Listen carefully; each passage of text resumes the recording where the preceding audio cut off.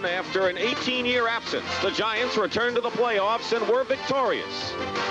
Led by a rookie named Lawrence Taylor, they were called a team of the future, and for once, they were right. Under Bill Parcells, the Giants blossomed into a perennial playoff contender.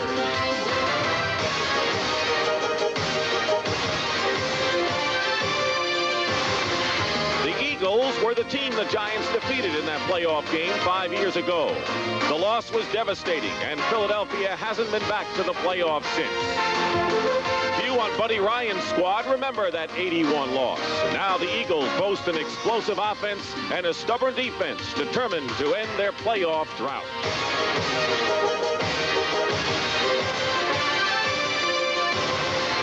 So today, from the banks of the Hudson, Buddy Ryan's Eagles and Bill Parcells' Giants face off in an NFL Eastern Division showdown.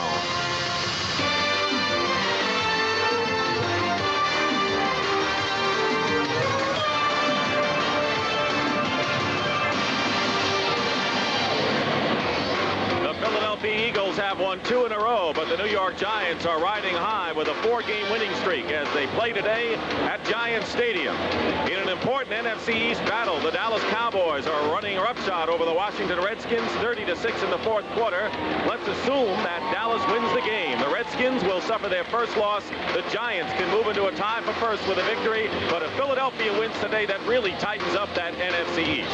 Good afternoon, everyone. I'm Dick Stockton, and of course, it's been an historical weekend in Iceland with President Reagan and Soviet leader Gorbachev in their summit meeting. And of course, we'll be breaking away to CBS News as developments warrant. Meanwhile, talking about a big development this week, the New York Giants acquired Otis Anderson, the running back from the Cardinals, and my partner Dan Dierdorf played many years with Anderson. What are your feelings? Well, the New York Giants, Dick, unhappy with the way their offense has been playing. Defensively, if they're not the best team in the league, they're awful close. Offensively, they've been a disappointment. Bill Parcells not happy. They go out and have acquired Otis Anderson. He will help the New York Giants. He'll play fullback, and he will play some today. Buddy Ryan doesn't like him. He says, I've never been a fan of Otis Anderson. Speaking about the Eagles, with 2 in a row, what's been behind their success? Well, they are starting to come together as a team, and I know that that is an overworked concept, coming together as a team, but it has been defense and offense. The 46 is now more than a number in Philadelphia. The last 2 weeks, they have throttled the Rams. They throttled the Atlanta Falcons. And offensively, against the Rams, we were told by Ron Jaworski, their quarterback, we finally put our best 11 people on the field.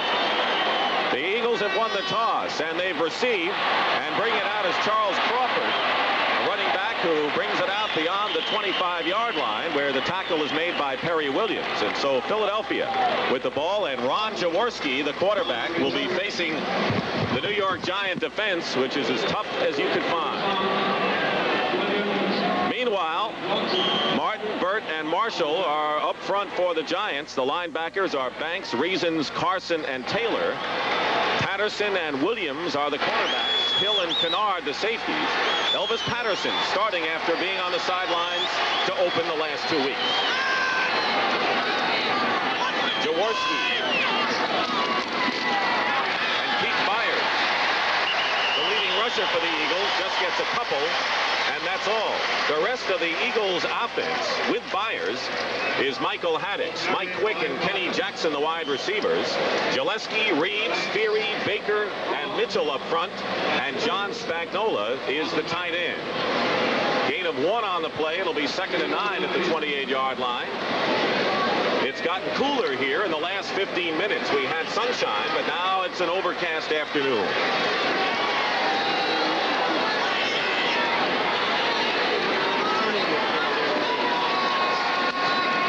Byers. Not much there. George Martin and Jim Burt up front making the tackle for the Giants. It'll be 3rd down. George Martin, the senior member of this club. The Eagles, Dick, have had problems breaking Keith Byers loose. You know, he's rushing for less than 3 yards per carry, and in the National Football League, that is certainly substandard. The foot injury, of course, well publicized, but Buddy Ryan told us he's back 100% physically. 3rd and 6 at the 30.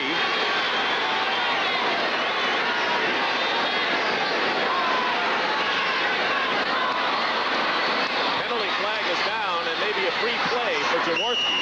He was going for Ron Johnson. Incomplete. Mark Collins on the coverage. And the referee today is Jerry Markbright.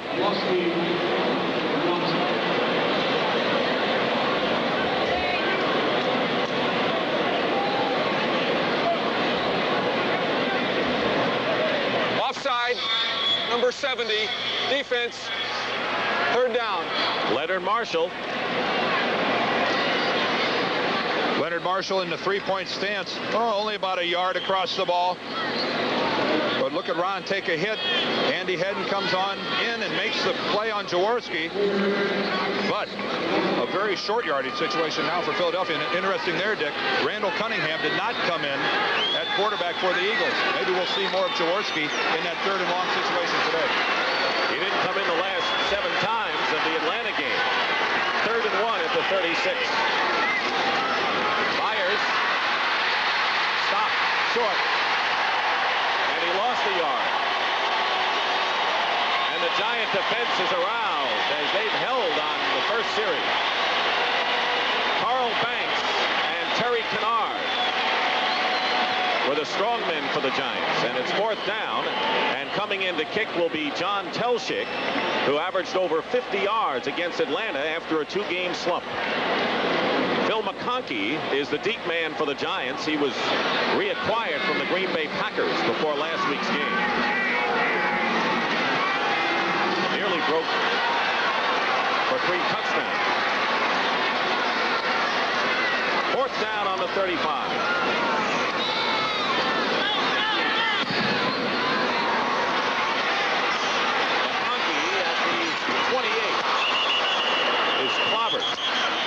Good coverage by the Eagles' Dave Little, a 37-yard punt.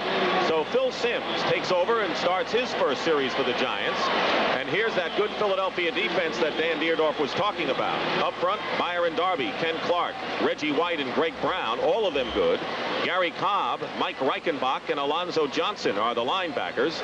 Roynell Young and Evan Cooper the corners. Andre Waters and Terry Hogue at safety. 1st and 10 Giants at the 29.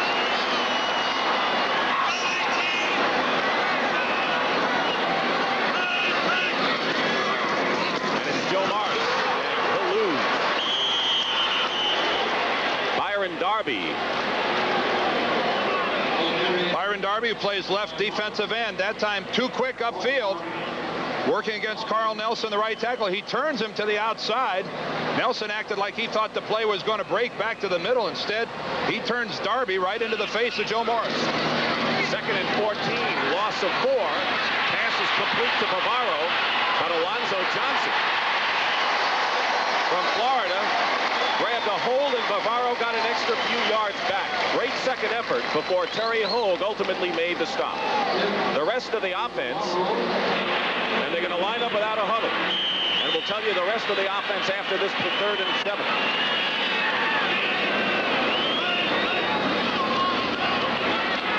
Simms completes it to Stacy Robinson in a 1st down at the 45. Evan Cooper on the tackle, and so the Giants, who were successful 4 out of 5 times without a huddle last year, are doing it again now. 1st and 10 at the 45. A new wrinkle for the Giants today. Joe Morris stumbles to the 46-yard line. The tackle made by Reggie White with help from Andre Waters. Bill Parcells feels that it takes some time to set up the defense, and that's why they're going with the no huddle.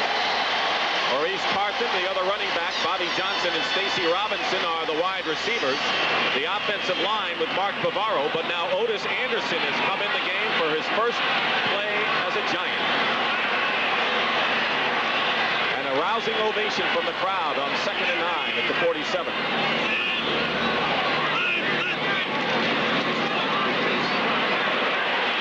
As a receiver, Anderson makes the catch and just about gets back to the line of scrimmage where the stop is made by Ken Clark. So here's Otis Anderson, who has gained 1,000 yards every year, but the strike season in last year. And the New York Giants gave the Cardinals a number 2 and a number 7 round draft pick in next year's draft for Otis Anderson. That time, though, Phil Simms didn't do him much of a favor in throwing the ball back behind him. Plus, I think everyone in a white jersey knew he was going to get the football. Lucky to get back to the line of scrimmage. It's 3rd and 10 at the 45.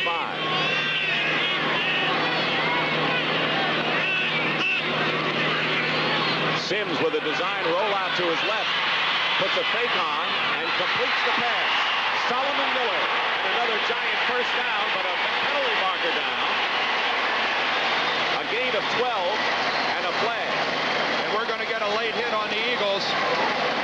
And shaken up is Miller, who, by the way, injured his shoulder in practice on Thursday. He's a rookie out of Utah State. Solomon Miller working to the left side of the field. Foul. Unnecessary roughness. Number 21, defense. First down. Evan Cooper gets called for the late hit, and you're going to see it. Miller clearly out of bounds. And Evan Cooper with the extremely late hit, and Buddy Ryan's been talking for weeks. We can't take dumb penalties. That was a dumb penalty. Andre Waters was ejected in the Atlanta game for knocking Archer out of bounds, and Byron Darby picked up a 15-yard penalty going after Archer in the same game. And that time it was Evan Cooper's turn. You just can't take mistakes of that caliber. 1st and 10 Giants on the Eagle 28. McConkey in wide receiver. Otis Anderson tripped up and gets nothing. So we've seen Otis Anderson as a receiver and as a rusher in his Giant debut. Greg Brown and Reggie White in on the play. Keep in mind that Anderson has also missed 9 of his last 21 games with assorted injuries, and his health is an important factor. That it is, and plus he's had to undergo a crash course in the Giant offense. Keep in mind he had to learn a new system under Gene Stallings in St. Louis, different than the one he knew last year. Formations in New York are by numbers. In St. Louis, they were by colors. 2nd and 10. Simms is down, and it's Greg Brown who sets him down at the 30-yard line. 3rd sack of the season for Greg Brown. Joe Morris, who had gone in motion across the formation, tries to work up the sideline against Alonzo Johnson. Clear out of bounds. There's no way he can come back in and be an eligible receiver. So if Morris was the intended receiver, Phil Simms had no choice but to find someone else or eat the ball.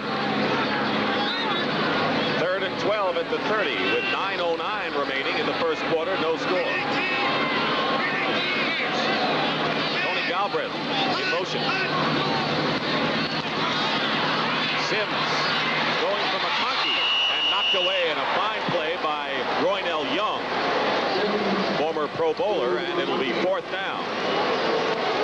Roynell Young, the more established and the better of the Eagle cornerbacks this time. A good break onto the football. Boy, did he get his hands on McConkey before the football or not. That was close.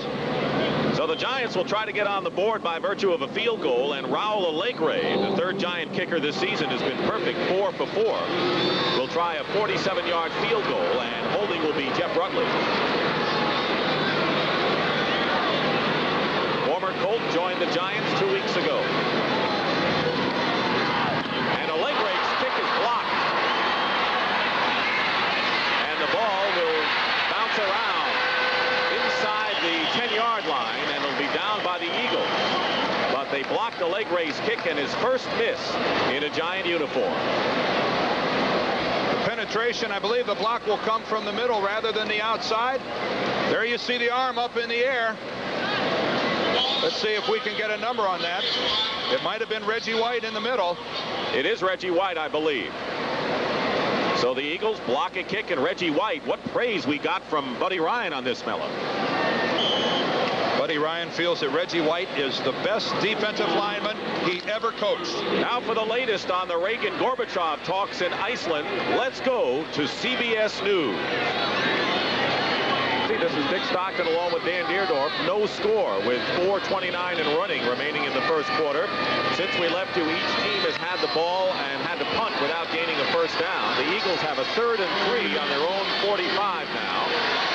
And now now Ron Jaworski has called a timeout. The Eagles have lost their starting center, Jerry Feary, who went down with an injury on the first play when the Eagles had it on the 30. Following the missed field goal by Raul Alegre that was blocked, he was taken off on a stretcher. Solomon Miller, who was shaken up for the Giants, has been back in action for the Giants. For the 8th, there is Matt Darwin, the 4th-round rookie draft pick out of Texas A&M, who replaces Jerry Feary. And we'll show you how Feary got hurt after this play.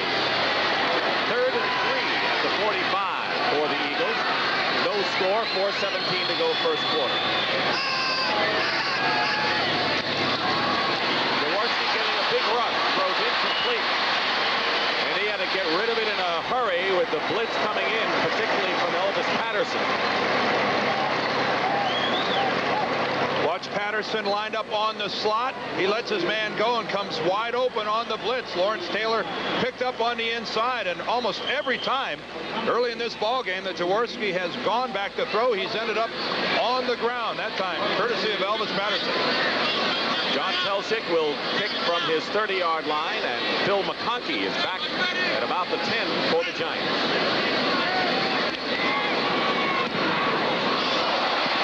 Short kick. McConkey on the run at the 22. He's ridden out of bounds. Gary Cobb made the play, so no score. Teams go back and forth. Let's take a look at how Jerry Feary got hurt for the Eagles, Dan. Jerry Feary got a game ball last week from Buddy Ryan. That's how well he's playing. Lawrence Taylor comes in from the top of the screen, makes contact right there with Byers, and they'll go right down onto the right leg of Jerry Feary, and he was removed on a stretcher. We'll get a report as soon as we get one from the Eagle locker room. But Matt Darwin, absolutely no playing time in now at center for the Eagles. At the 28, 1st and 10. Carson and Morris. Morris tackled by Greg Brown from behind. And so far, Dan, the Giants are not making any kind of headway on the ground, or for that matter, through the air. And that goes for the Eagle offense as well. This game early on dominated totally by defense, and Bill Parcells has been complaining loudly about his offense, which has done absolutely nothing. Last week in a game against St. Louis, they were pitiful, and Buddy Ryan, his offense has been coming to life, but nothing so far today. 2nd down and 8. Sims looking one way and hitting Stacy Robinson the other way. 1st down at the 45-yard line, a gain of 15. Waters on the stop. Good play by Robinson. Stacy Robinson split wide to the left. Nothing very fancy here, just a quick sideline pattern. But that throw by Sims was absolutely perfect. That's a difficult throw for the quarterback to get it about 15 yards downfield, keep it up in the receiver's eyes, and that time Phil Sims threw it perfectly. And Robinson has the burden of producing and having to do it with Lionel Manuel still out with the sprained knee and perhaps the next 4 weeks. 1st and 10 at the 45. Sims looking off the defense, and another completion. Mark Bavaro may have a 1st down. Again with 2nd effort. Johnson and Reichenbach on the stop. It's another 1st down for the Giants. One thing that made this play happen was play action the other way. Sims looked off everyone. Look how he even got Andre Waters going that way. Then to Bavaro, and he fights for an extra 4 yards. There is not a tight end right now in the game of football that is harder to bring to the ground than Mark Bavaro. Only caught 2 passes last week because of double teaming by the Cardinals. Once again, the Giants are in Philadelphia territory. Sims. If he held on, a great catch by McConkey and a penalty marker down, and apparently he did. Roynell Young was all over it. It would be a gain of 11.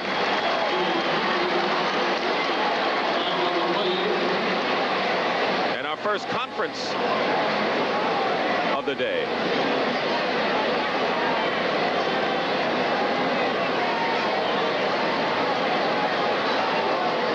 Phil McConkey just back from Green Bay. On the crossing pattern, makes the catch, but it looks like it's coming back. Grabbing the face mask, number 43 on the defense, on the incompleted pass, and it's still 1st down. It was an incompleted pass, but the penalty marked off anyway against the Eagles. Let's see if we can see the ball coming out. McConkey on the crossing pattern. Boy, he had the football. It appeared that he had possession of the ball. We could see it come out late, but the face mask by Roynell Young was obvious. It'll be 1st and 5 for the Giants at the 39. It really looked like he had possession of the football from that angle, didn't it? Of course, then you just saw his back, and who knows what happened with his body screening. 2:41 remaining, first quarter. No score. Joe Morris gets a hole off left tackle, but closing it in a hurry is Mike Reichenbach, who does Mike Singletary's job as middle linebacker in the 46 defense for the Philadelphia Eagles. And so much is said about the 46. What you do, your 3 linemen in the middle, cover off the middle 3 of the New York Giants. Alonzo Johnson comes all the way over from his other linebacking spot. Cobb is here, Reichenbach is here. Your 3 linebackers are right here. Your defensive lineman has to take contain. That's the 46 defense. It'll be 2nd and 6 at the 40 with 2:01 remaining in the quarter. Morris trying to cut inside, and once again the Giants can't do anything on the ground. Greg Brown making the tackle, and it'll be 3rd and about 4 now for the Giants. The defensive end, this is the spot that Richard Dent has made famous. His job is to get upfield and then fall back in on the play if he can. That is Greg Brown. See how he moves upfield, comes back in, he has the cutback, he makes the play on Joe Morris. 3rd and a long 3. High snap. Sims. Solomon Miller, and was out of bounds, according to the official. Miller doesn't like the call. Roynell Young was defending on the play. Well, we see one way the Giants are going to try to beat the 46. That's with Sims rolling out. Miller with the move back to the inside. Oh, boy, did he spin Young around. Is he in? No, he is not. Excellent call that time by the official. It's 4th down. Landeta coming in, but Jeff Hostetler is also in. What did Bill Parcells tell us if Hostetler's in on punt formation? He said if Hostetler comes in, look for us to run an offensive play because we'll have a full offensive complement on the field. Now we're going to have to see if the Eagles pick it up that Hostetler's in the game. Landeta is in presumably to punt on 4th and 3 at the 37. And the Giants went back into their huddle. No timeout was called yet.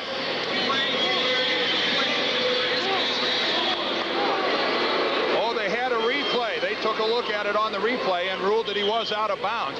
But the Giants may run an offensive play here. Let's watch Hostetler. He's the man playing what you would call shotgun. Here they go.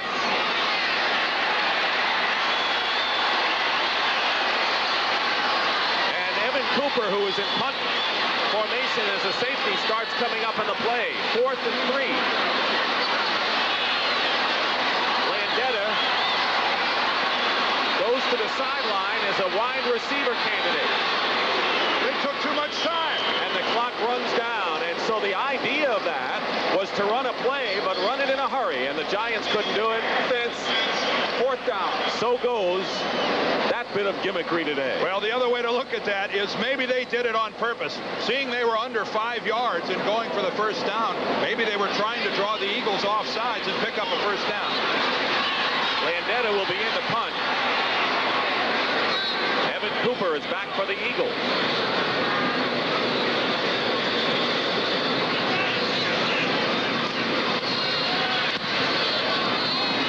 Bearcats called for by Cooper, and the ball goes into the end zone for a touchback. No score here following the 42-yard punt by Sean Landeta, who leads the NFL in punting. We'll be back to Giant Stadium. Dan, how do you figure that busted play, so to speak, on 4th down? Well, it was a highly choreographed maneuver by Parcells to begin with. I mean, he wanted to have his quarterback, Hostetler, in there because the advantage is the Eagles don't have a defensive team on the field. They've got their punt return unit in there. They're not equipped or qualified to cover receivers, etc. 1st and 10 on the 20 for the Eagles. They've had 3 possessions, all 3 plays, and then punt so far.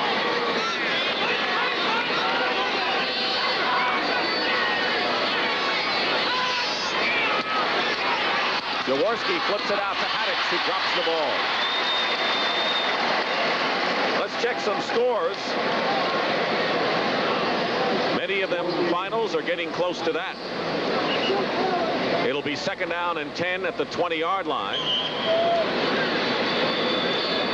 1:06 remaining in the first quarter, no score, and I think most people figured that the Eagles, with their improved defense, would give the Giants a tough fight. At least they have to visit. Well, most people pick this as a low-scoring game today, and certainly it's been no scoring so far.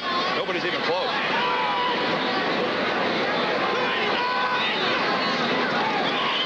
Jaworski has time over the head of Mike Quick. Terry Kennard covering on the play. Quick is one of those big play people who can break open a game. He was the intended receiver. The New York Giants are trying their best to find Lawrence Taylor a free spot from which to. Lawrence Taylor is right here. He's lined up right next to Carl Banks, another linebacker. We'll see Banks drop. We'll see Taylor go, and watch how effectively he's blocked by Michael Haddix. Haddix is going to put Lawrence Taylor on the ground.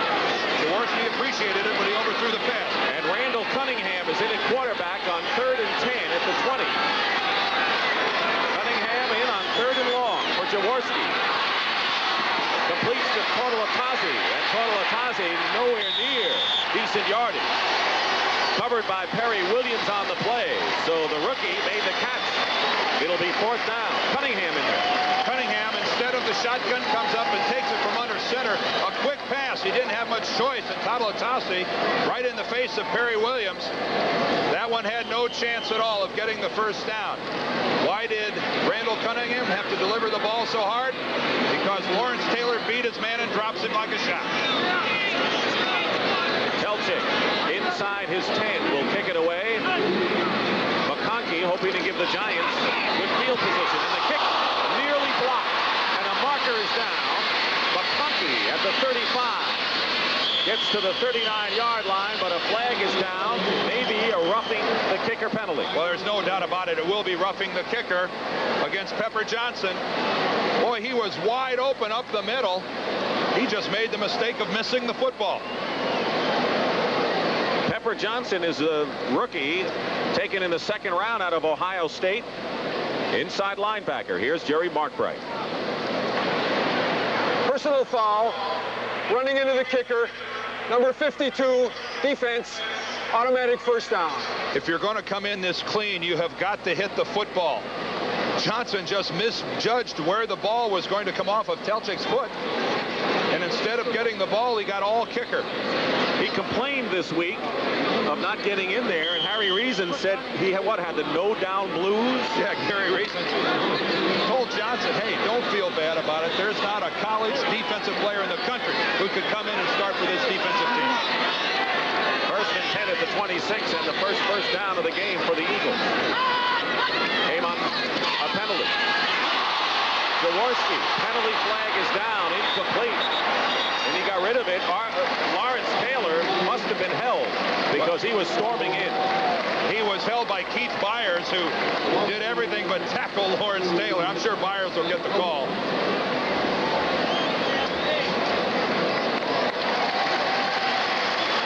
Most teams try to get a lineman to block on Lawrence Taylor. This time it was the rookie, Keith Byers, and watch his left arm.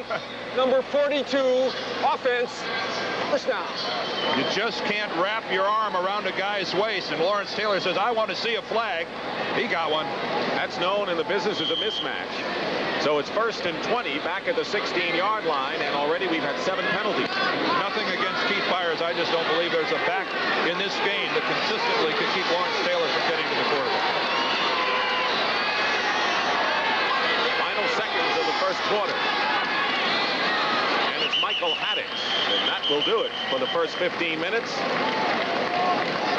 Haddix is stopped at the 19-yard line. Carl Banks on the tackle, and that is the end of the first quarter here at Giant Stadium. The lights are on. It is overcast, and no score between the Eagles and the Giants. One of the funniest sights at Giant practice yesterday. Two grown men, my partner Dan Deerdorf and Carl Banks, yelling their fight songs at each other. Michigan for Mr. Deerdorf, Banks yelling the Michigan State fight song. You guys are still kids, you know. One of us is only singing our fight song today, and that's me. By the way, next week, what, Michigan and Iowa? Right, darn right. Had a great game last year between those two teams. 2nd and 17 at the 19 as we start the second quarter at Giant Stadium. Jaworski going for Quick, out of bounds, double covered. That's the man they know they can go to, perhaps to get a quick 6 points, so to speak. He is a dangerous big play receiver, and the Giants simply don't have anyone like him. No, they don't. If there's one big difference between these two clubs, it would be at the wide receiver position. The Eagles having people like Mike Quick, Kenny Jackson, Ron Johnson. They've got some qualified big play people with Lionel Manuel on injured reserve. The Giants don't have the quick strike potential that the Eagles do. Randall Cunningham is back in the game. 3rd and 17. Tough spot for anyone to be in.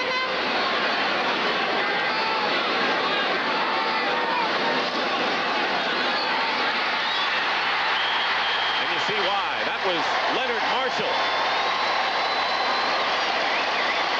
Marshall sacked the Eagle quarterback 6 times last year. He likes playing this game. Two things here are interesting. This is Leonard Marshall, who's going to have the upfield rush, but watch the middle. Watch Lawrence Taylor sit in the middle as a spy because he's watching Cunningham to see if he comes out. See Taylor just hover right there, but Leonard Marshall beats Gillespie, gets in, and gets the sack.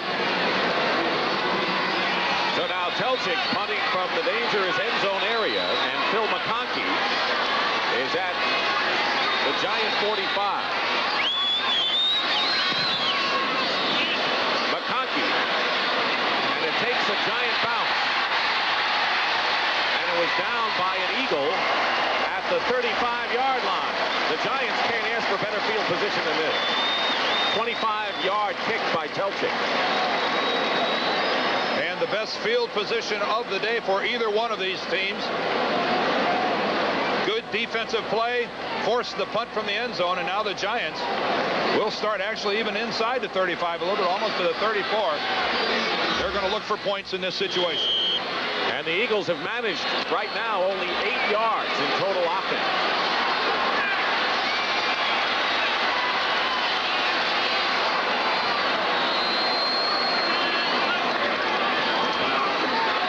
First down and a pass complete to Bavaro at the 30-yard line. Reichenbach was right there. And looks like Bavaro got stunned. He's limping off the field. He's already caught more passes today than he did all of last week against the Cardinals, and Zeke Moat will go in and replace him. And if you're going to lose a player like Mark Bavaro, we certainly hope he's okay. The Giants certainly do not have a drop-off talent-wise. Zeke Moat, the starter here for years before he went down last year with a knee injury. Mark Bavaro certainly in a great deal of pain on the Giants sideline. 2nd and 6 at the 30. Morris will score.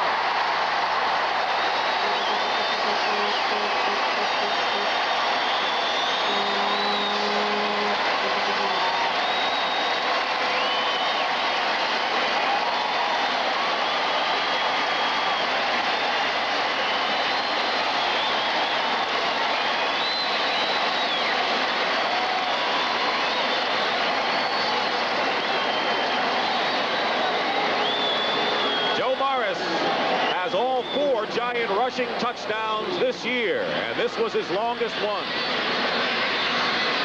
Allegre with Rutledge holding to try to add the conversion with 13:28 remaining in the first half. Early here in the second quarter, the Giants lead at 7-0. Let's take a look at Joe Morris. The key block is going to be by the right guard, Chris Godfrey, who's going to take out Gary Cobb, the linebacker. We'll see Maurice Carthen come in with a good lead block. The rest is all Joe Morris. The kick out by Godfrey, the lead block by Carthen. And when you give a back of that caliber, that big a hole, it's 6 points.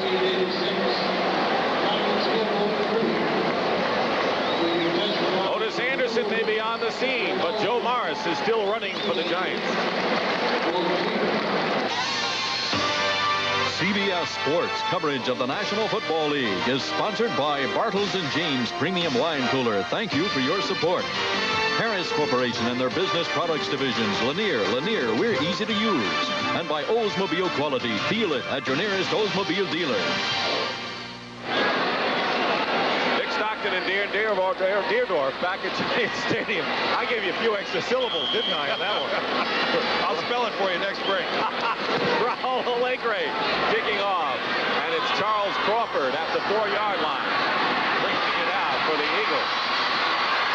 Is he ever strong? Crawford brings it out to the 37. Terry Williams hanging on for dear life. A return of 34 yards by Crawford. It's always the little things that make a big play possible. At the bottom of your screen is Terry Hogue. He goes up towards the line. He then loses the angle to make the tackle. Downfield, lower left, right there. Phil McConkey screens off Roynell Young. Those two things made that touchdown run by Joe Morris possible once he was past the line of scrimmage. And the short punt, 25 yards, gave them good field position. First and 10 Eagles on their 38.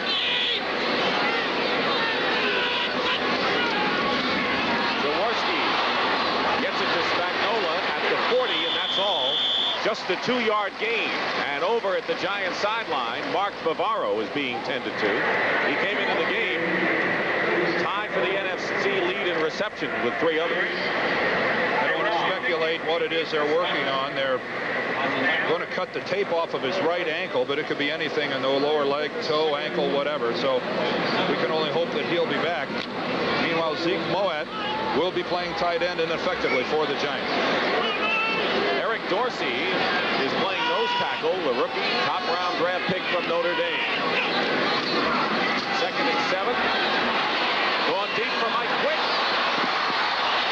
He juggled it. Elvis Patterson was defending, and an incompleted pass.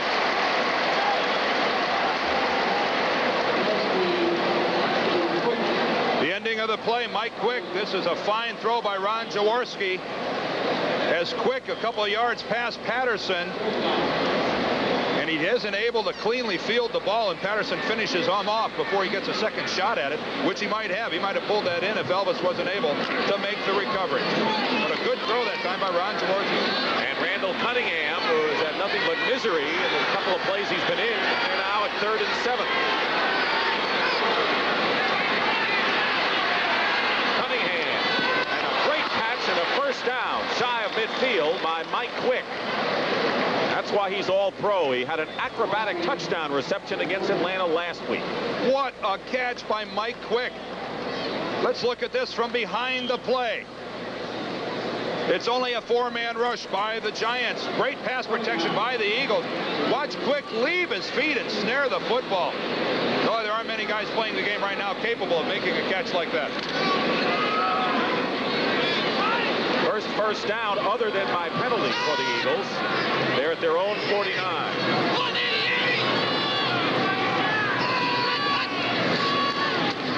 Play action. And a catch by Kenny Jackson out of bounds inside the 45. Defended by Terry Kennard. It's an obvious sign of the Eagle respect for the Giant pass rush that we're seeing roll out, and so much play action by Jaworski and the Eagles. A blitz was going to come in from the right side that time. I'm not sure if Jaworski audible to the play or not, but he makes a rollout to the right, goes ahead and makes the completion to Kenny Jackson. Bobby Grich with the 2-run homer for the Angels. 2nd and 3 at the 44. Draw play to Haddix. And a penalty marker down on the far side of the field. Jerry Feary with the knee injury to the right knee. Here's Mark play. We have a false start.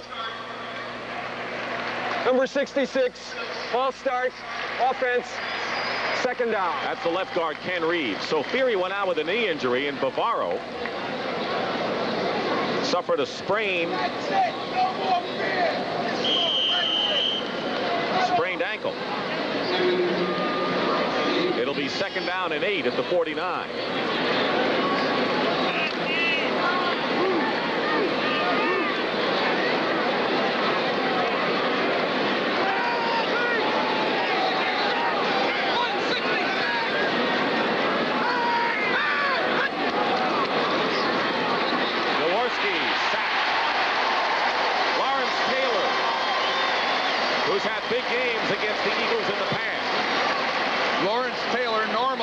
is the right linebacker. This time, he switched positions. He's here at the bottom. We'll see an upfield pass rush by the defensive end. Taylor loops back to the inside, and even though he's blocked, still gets in and makes the play. The stutter step upfield, back to the inside, and even though he's picked up right there by Ron Baker, he still gets a sack. And a loss of 7 on the play. 3rd down and 15. Eagles on the 44. Randall Cunningham again in there.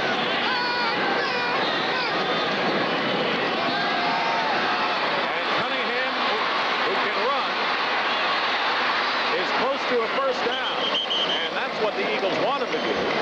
Opposing defenses would rather he would pass. Taylor made the tackle, and he may be a yard short. Let's see where they spot the ball. He is a yard short.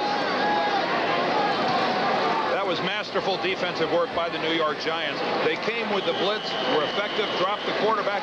That time, they only rushed 3 defensive linemen, dropped 8 people off into coverage, confused Cunningham. He really had no choice but to pull down the football and run.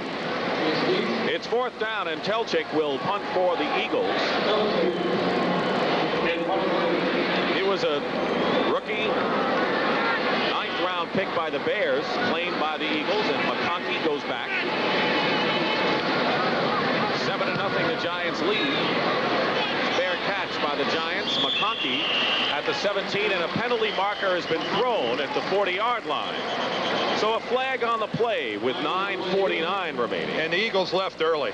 One of their guys was 5 yards downfield before the ball was punted. And Andy Hedden says, turn it down. Giants had the ball on the 17. Illegal receiver downfield, number 54 and number 59. Penalty declined. 1st down. Timeout. Alonzo Johnson and Seth Joyner, the guilty parties. Mark Bavaro with the sprained ankle could return in this game. 1st and 10 Giants on the 17. Morris dives for maybe 1. Reggie White and Ken Clark, the 2 Eagle tackles.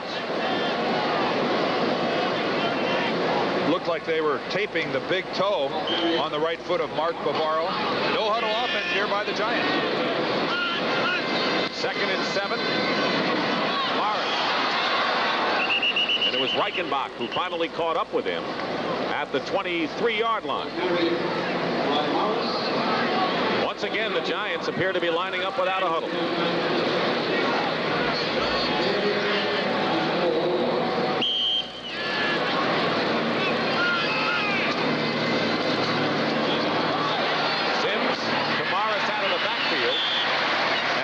In his tracks by Alonzo Johnson.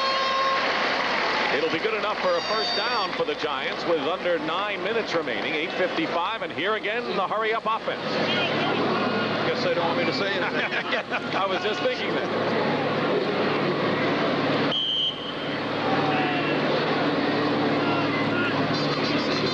Morris again. Is tripped up and gets to the 31-yard line, and it was Reggie White. Say something, Dan. I know one thing, as an offensive player, you're never really fond of a no-huddle offense. It's tough to get into the rhythm of the game, and it's also tough to catch your breath. Especially the latter. 2nd and 8 at the 31. Sims is going to be trapped by Reggie White, who's put on pressure on opposing quarterbacks all season for Buddy Ryan.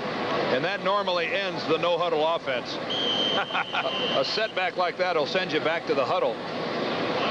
We were told by some of the Eagle players that they thought that Phil Simms would have a tendency to bring that ball down, and when they were going to get in on him, they were going to try to strip the football away.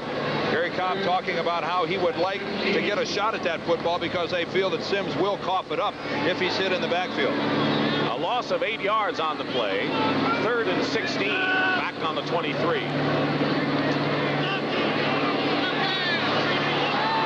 Audible was called, and then Simms doesn't like what he sees, and a delay of the game penalty results against the Giants. So it'll be 3rd down and 21. It might be on unfair to lay this at the doorstep of the no-huddle offense. But you run 3 or 4 plays without a huddle, then all of a sudden you're back in the huddle, then you're at the line of scrimmage, you're audibling. A lot of things can go wrong. The timing is rocky. And a whistle, no play, and a flag is down. Now what? Not a lot of penalties in this game. False start. Offense. 10 penalties, 6 against the Number Giants. 61. And that number one was 73. against Chris Godfrey. Such is the life of an offensive lineman. You get credit on a touchdown run. You get called for a false start. Quick trip from the penthouse. Going in reverse to 3rd and 26 on the 13. Sims open is Galbraith out of the backfield. And he'll be brought down at the 19 by Brenard Wilson. And it'll be 4th down, and the Giants sure didn't look sharp on that offensive sequence, and Landeta will come in to kick. This is a defensive football team for the Eagles that is really starting to impress me. Their flow to the football, and we're going to get a fast punt here by the Giants. They are wasting little time. Evan Cooper goes back for Philadelphia. Landeta kicking at the 8-yard line. Good kick by Landeta. Cooper at the 31. And Cooper is off into Giant territory to the 30.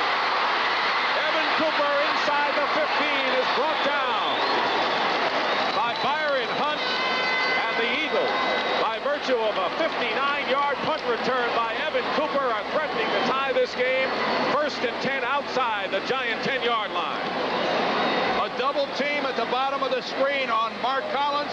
There's containment that's broken, and Evan Cooper with the hurdle is off to the races. But what an effort by Byron Hunt. Look at Byron Hunt chase Cooper and catch him from behind. A sensational effort by both Cooper and Hunt. And this is fine field position for the Eagles. The best of the game. And yep, they're fired up. 1st and 10, Eagles.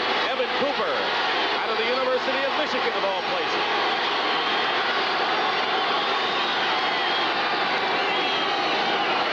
Fires. Spins his way inside the 5. And fine acceleration by the rookie, Carl Banks, and Terry Kennard finally held him up.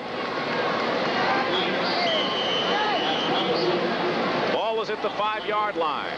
6:20 remaining in the first half. The Giants lead 7-0 by virtue of a Joe Morris 30-yard touchdown run. Safe to say the best first down play of the game for the Eagles, picking up 5 yards. They've been losing yardage on first down.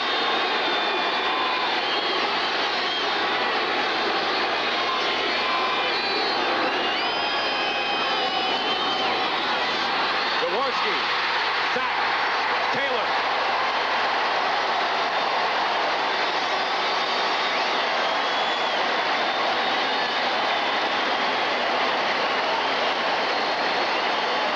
Sack of the game. You can run, but you can't hide. Lawrence Taylor from behind. Ron Jaworski never had a prayer. And the 2nd sack for Lawrence Taylor, who has 5.5 this year and leads the team. 3rd and 12, back at the 12.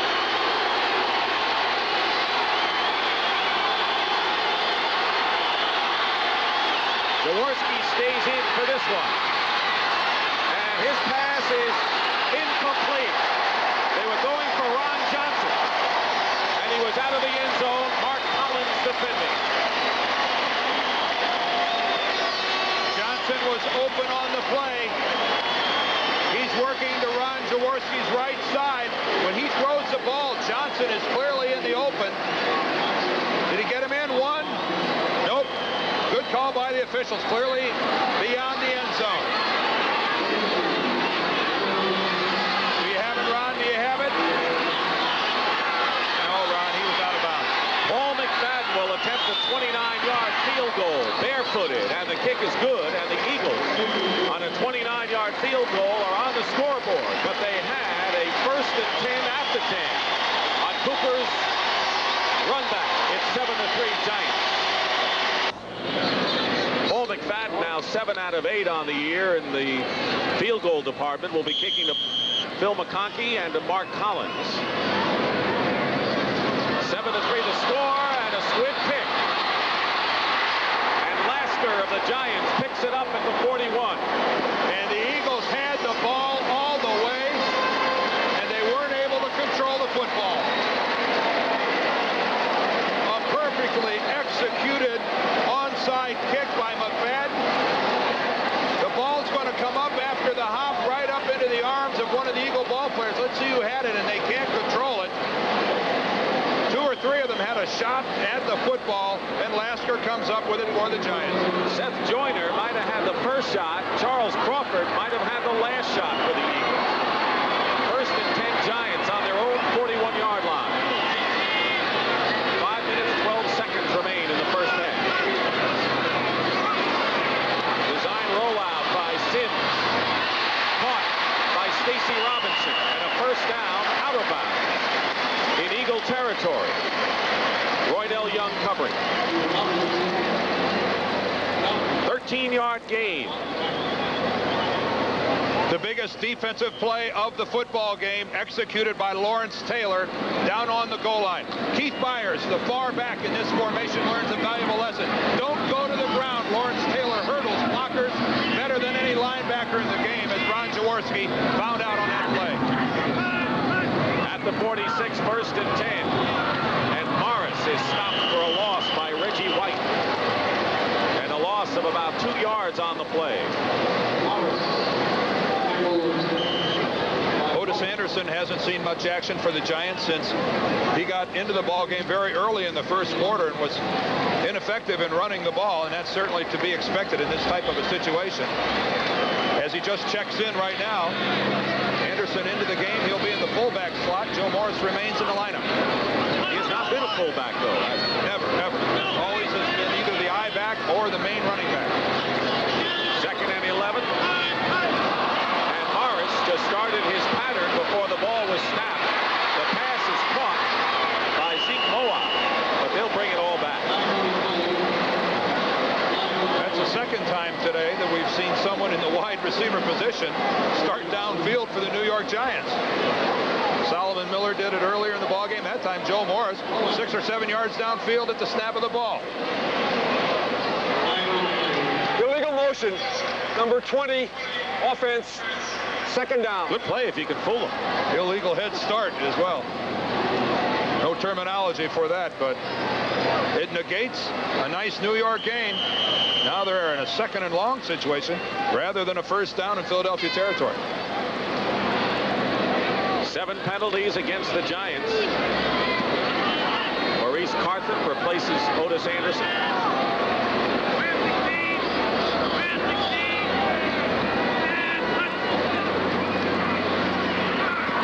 Sims overthrows Morris. He was open, didn't get a good ball to him, and now Stacy Robinson is shaken up, and if the Giants are thin anywhere on offense, it has to be at wide receiver. I think one of the things they tried to do as we watch Robinson limp off was getting Joe Morris the last time out into a wide receiver position. Let's see if we can find out where Stacy Robinson is. Right there. Or it looked like he pulled a muscle while he was running. Boy, that's not a good sign for a wide receiver, and he can't even get off the field. He's still on the field to play, being attended to by the Giant trainers. So Bill Parcells, who saw his running back core strengthened with Otis Anderson's addition, doesn't have Lionel Manuel and is going with 4 wide receivers and now maybe 3. And what did he tell us? All my injuries have been to my offensive skill people. He said, I haven't lost an offensive lineman all year. I haven't had any problem defensively, but my problems have been skill-wise offensively. Well, next Saturday, it's the battle for Big Ten supremacy. Michigan, undefeated, led by quarterback Jim Harbaugh. Hosts Iowa, also 5-0. They had quite a game last year. Well, it was a battle between number 1 and number 2, and Rob Houtland got the kick. The winning field goal, no time left on the clock to win it for Iowa. This year, Iowa and Michigan. Another good matchup, live, 2:30 Eastern. I'm I'm not going to say anything. I'm being totally impartial when I do these promos. Bavaro shaken up with a sprained ankle. You know, the Wolverines are doing awfully well, and we see them a lot on CBS. 3rd and 16 at the 48-yard line. And they dump it out to Moat, the tight end, who will be shy of a first down by 3 yards. Elbert Fowles and Gary Cobb make the stop. Gain of 13. They needed 16. And Landeta will come in. But so is Hostetler in there for the Giants. So let's see. And they work on Stacy Robinson. And the Eagles are leaving their defensive team on the field. Now they've got mass confusion. And Eagles took a timeout. It was Grand Central Station personified with 22 Eagles running on and off the field, and they have called their first timeout of this first half. Well, as we talked about before, they're at a decided disadvantage because they don't have their regular defensive team on the field. The Eagles realized that Hostetler was coming into the ball game. They tried to get their regular defense back out on the field, then became confused. And what happened is everybody ran off. They only had about 4 guys out there.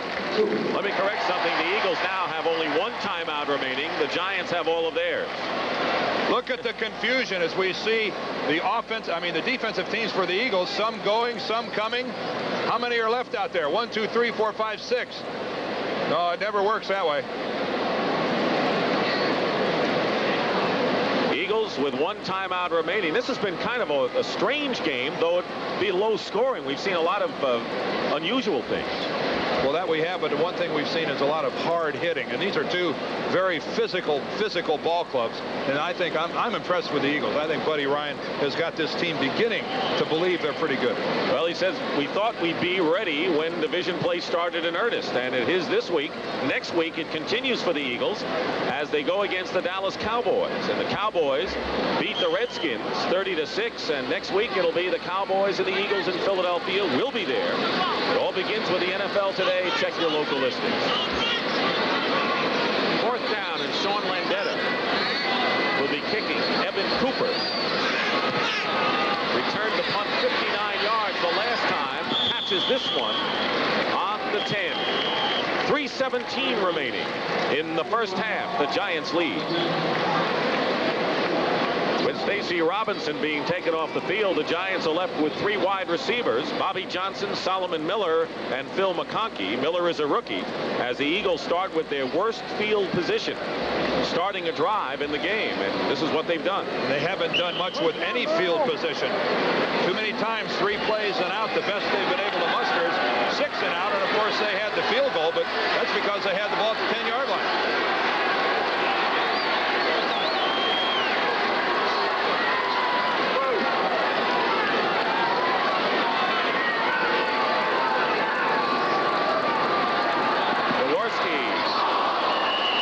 Incomplete. He was going for Mike Quick. Pass behind him. Perry Williams was closest. Jaworski is 3 for 11 for only 17 yards. So normally he gets his yardage through the air, not on the ground, but today he's not even getting it that way. Well, there are a lot of different ways to put pressure on a quarterback, and Buddy Ryan and his 46 defense, they advocate bringing 8 people at one time. The Giants do it without bringing so many people, but they mix up who's coming, and they're extremely effective doing so. 2nd and 10 at the 10.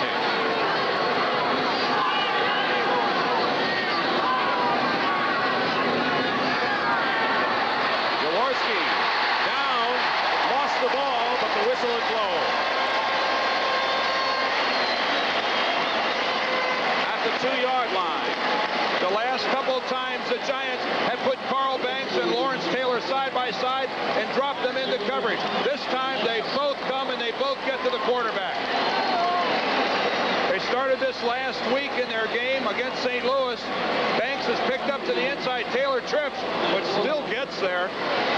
Folds up Jaworski's leg. Boy, that's just impossible to block. He can't get them both. Taylor in on his 3rd sack of the game.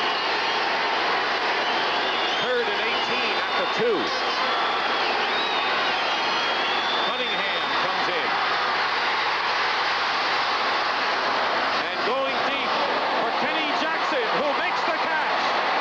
Kenny Jackson makes the catch at the 37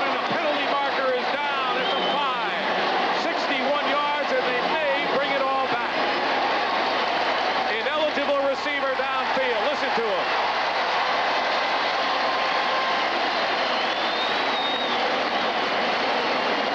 I'm sure that the other members of the Eagle offensive team thought that Randall Cunningham was going to run with the football. Ineligible pass receiver. Downfield. Number 63. Offense. Still third down. It was the right guard, Ron Baker. It looked like Cunningham might have been running, but Baker took off anyway. And that is hard to fault an offensive lineman for making that mistake. Everyone in the stadium, including myself, thought that Randall Cunningham was going to run with the football. You're going to do whatever you can do to get out in front of him, help him try to make a block. That's a difficult situation. But what a play by Randall Cunningham and Kenny Jackson. He's got an arm, doesn't he? Oh. Half the distance, third down and 19 at the 1.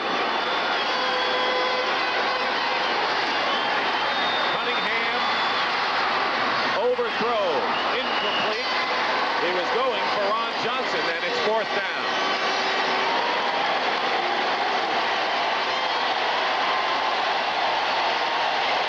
How would you like to be Randall Cunningham in your own end zone? Looking at this, pressure from the left. That's Lawrence Taylor and Leonard Marshall. He never even saw where that football went after he released it. And Telchik will go back as far as he can to kick to Phil McConkey. And the Giants are looking at possession in Eagle territory.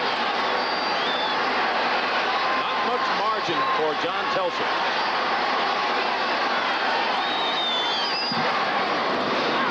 Good kick. McConkey at the 45. Inside the 35. 44-yard punt. McConkey gives the Giants good field position, but another flag has been thrown. And now they have to separate some of the athletes.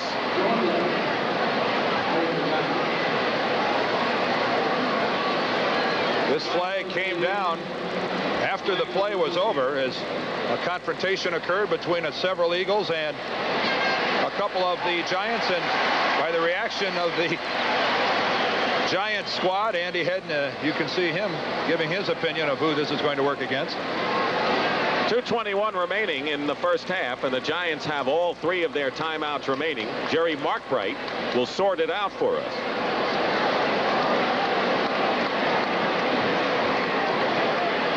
Personal foul. Unnecessary roughness. Number 37, Philadelphia. After the play was over. First down. Giants. Junior Totalatazi, and after the play is over means they will mark it off inside the 20 to the 18-yard line. Eagle mistakes are beginning to haunt this squad. They made a few, but escaped against Atlanta last week. And now it's 1st and 10 Giants on the Philadelphia 18.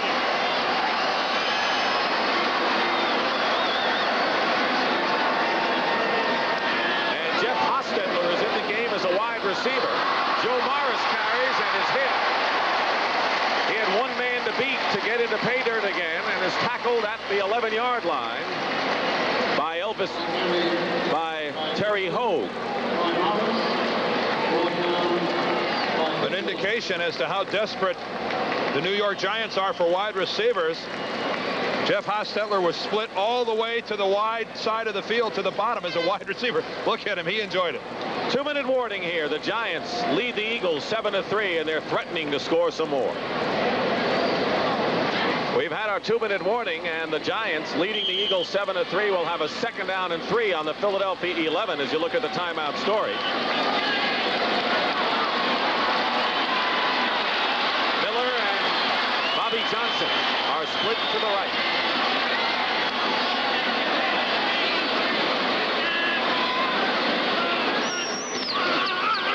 Morris cutting inside and may have the first down. Greg Brown defending on the play. Morris did not have one of his better days last week, only 53 yards. But he has scored a touchdown and has given the Giants 1st and goal here. McConkey checks back in the game. And even though we're inside 2 minutes, as an offensive team, take your time. You still got 3 timeouts. There's no hurry. You've got all the time in the world to score. Ball is at the 7.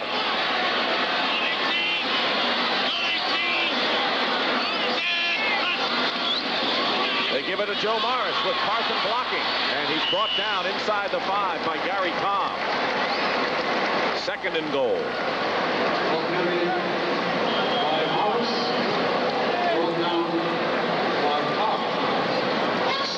And the Giants call the first timeout. They have 2 remaining. Bill Parcells, who is trying to get his Giant offense underway in this game. The defense has been nothing short of magnificent. They have not yielded a touchdown since the first quarter of the game here against New Orleans 2 weeks ago. And so they've gone nearly 9 periods since without allowing a touchdown.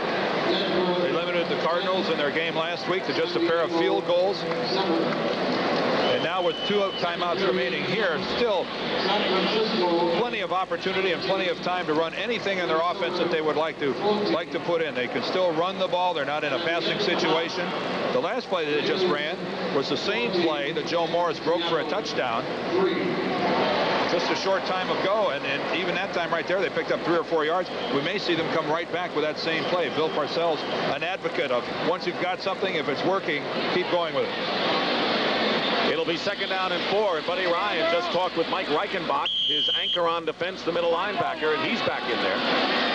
Here's 2nd and 4 at the 4.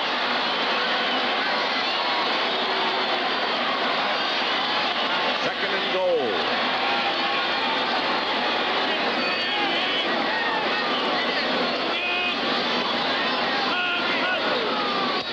Sims looking, throwing, incomplete. He had McConkey, and the ball bounced off of McConkey's chest. Roynell Young was with him. And Sims, obviously discouraged. A perfect throw right into the hands of McConkey, and he just can't handle it. Phil still, I guess, maybe a little rusty, having just gotten to the Giants from the Packers. Phil thought he had a touchdown. Oh my gosh, what do I have to do? McConkey goes out, and Solomon Miller comes back in with the play. It'll be 3rd and goal now. Right there.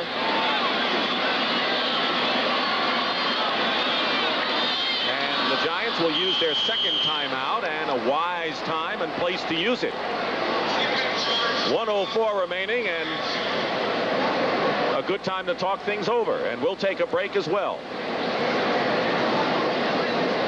The Giants have called their 2nd timeout. They have 1 left. There's our story as the Giants try to push over another score.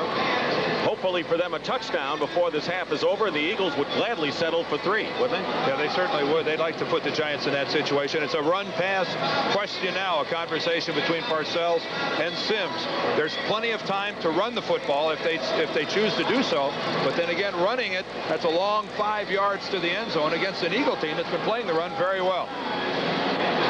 Giants had the first chance to score in this game. Raul Alegre had his field goal blocked. Joe Morris with a 30-yard touchdown run after a short 25-yard punt. Giants had good field position, and then Paul McFadden with a 29-yard field goal to account for the 3 Eagles points following a brilliant punt return by Evan Cooper, 59 yards.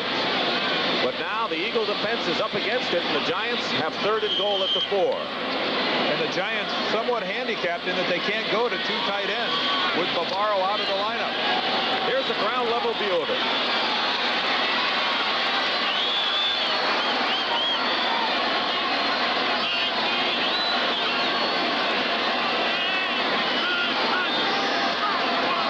Sims is going to run it in for the touchdown.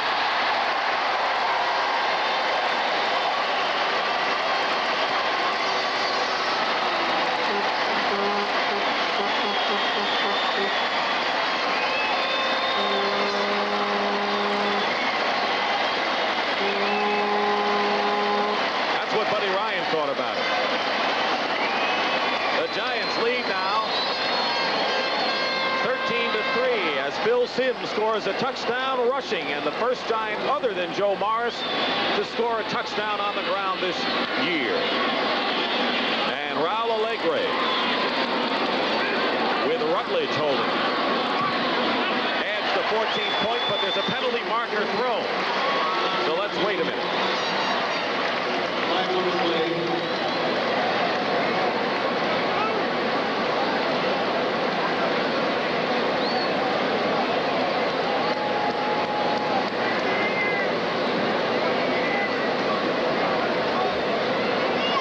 officials discussing this one.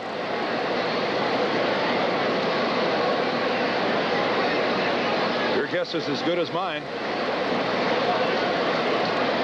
I don't think I'll venture one. No, me neither.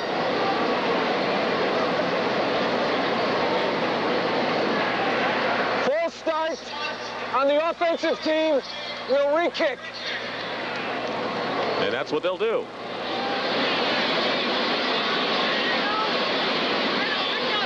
And it's been 6 years since Phil Simms has scored a touchdown. He has been an ideal pocket passer. Well, he understands his role. He also understands that he's had injury problems in his career. Why run the risk of taking a good shot by running and being someplace where you're not supposed to be? This amounts to a 24-yard kick for Allegre. And it is 14-3 in favor of the Giants with 59 seconds remaining in the first half. You can't lose containment, and you must respect your alleys if you're rushing the quarterback. These guys have got to work upfield. We've got to have containment. The key block right here is going to take place. Reggie White is going to be put on the ground by Billy Ard. That's going to open the alley. Ard working against White, gets a good shove off, in for the cut. Easy to see why Phil Simms decided to run into the end zone. Good play. 5 plays, 18 yards. In a minute 22, the Giants have had 2 short drives. The other one was just 2 plays in 34 yards. But that's what field position has done for the Giants today. They lead 14-3. And let's see what the Eagles do with just under a minute to go, as Allegre will be kicking. And deep for Philadelphia, Tautalatasi on the left and Crawford on the right.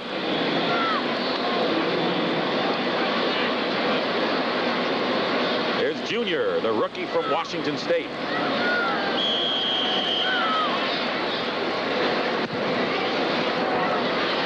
Crawford at the 1. Penalty marker down. And Crawford is ridden out of bounds by Perry Williams. Andy Hedden also in on the play, but there's a marker down. Rich Kranak of the Eagles, if I can read lips, was guilty of an illegal block.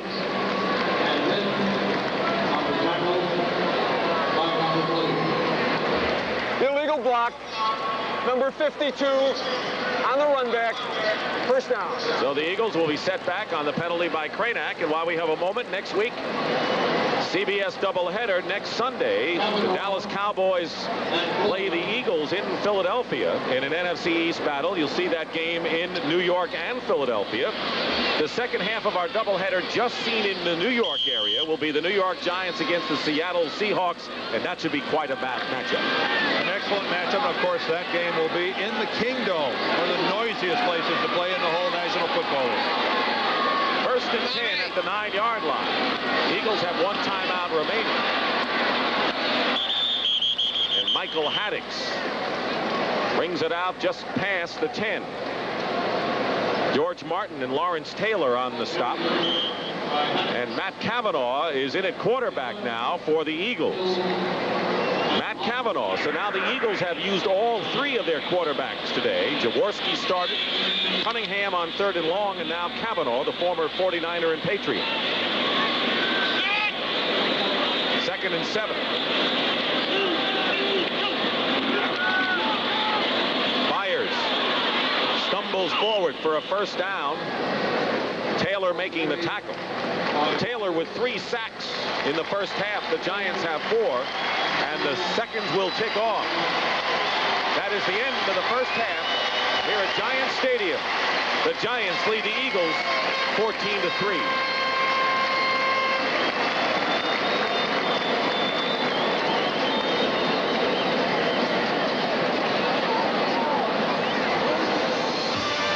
CBS Sports coverage of the National Football League is sponsored by Mitsubishi Motors. Experience the sensation of the full line of new cars and trucks from Mitsubishi. IBM and its wide range of computers and software.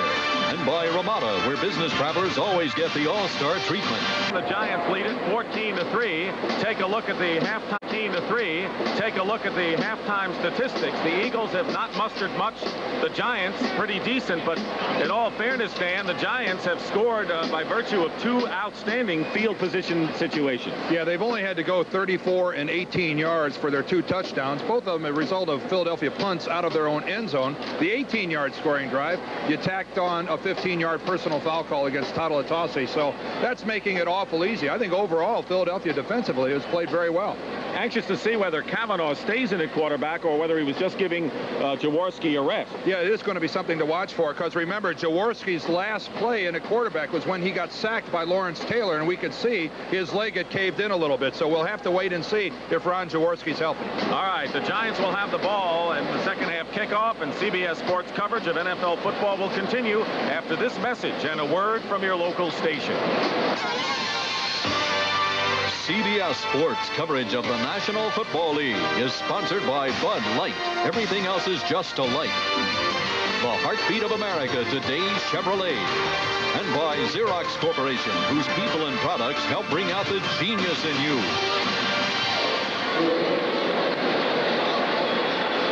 Paul McFadden will start the second half by kicking off to the Giants. Phil McConkey and Mark Collins are back for New York. Headed Collins' way at the 7. Collins is brought down just shy of the 20 by Charles Crawford.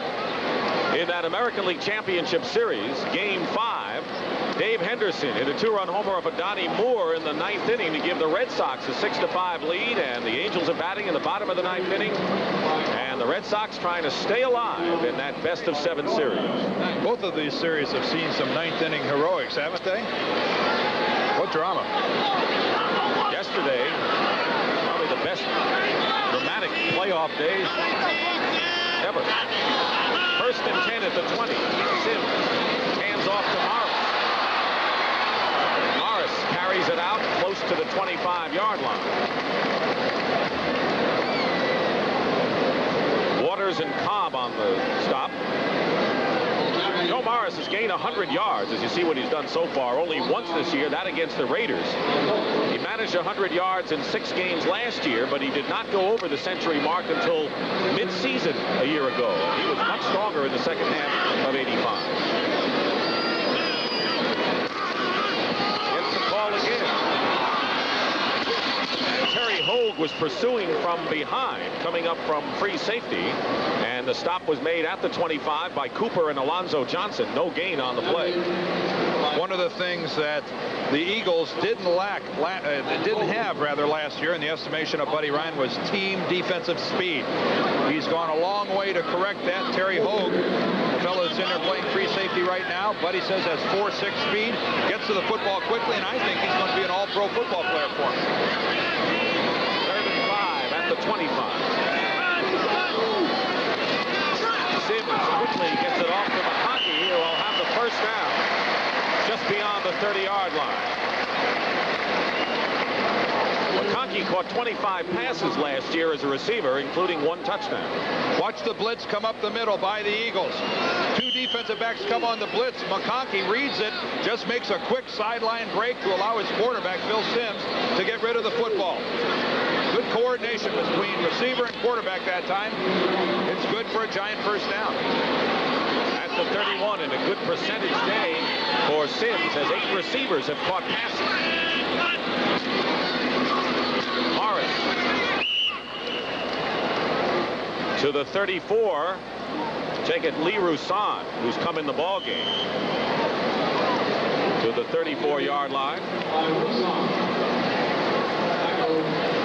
The Eagles had struggled against the likes of Rodgers, Payton, and Winder, but against Dickerson and Riggs, they shut those 2 great backs down in the last 2 of them. They got 2 wins for their effort.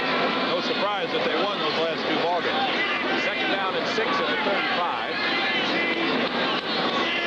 3 wide receivers. They dump it off to Carthen. Sims to Carthen, gets to the 38-yard line, where it'll be 3rd down and short yardage for the Giants. The outside linebackers, Gary Cobb and Alonzo Johnson, in on the play. When you're down at halftime, Dick, something you really like to see from your defensive football team is force the opposition into 3 plays and out. The Giants are in a position now that even if eventually they're forced to punt the ball away on this drive, they've done what they had to do. The ball will be placed in the Philadelphia end of the field. Galbraith, number 30, is in the game, and he receives this pass at the 30, and Galbraith appears to have another first down beyond the 40. Evan Cooper made the tackle, and a good block from the left guard, Billy Orr. And we have an injured Eagle, Evan Cooper.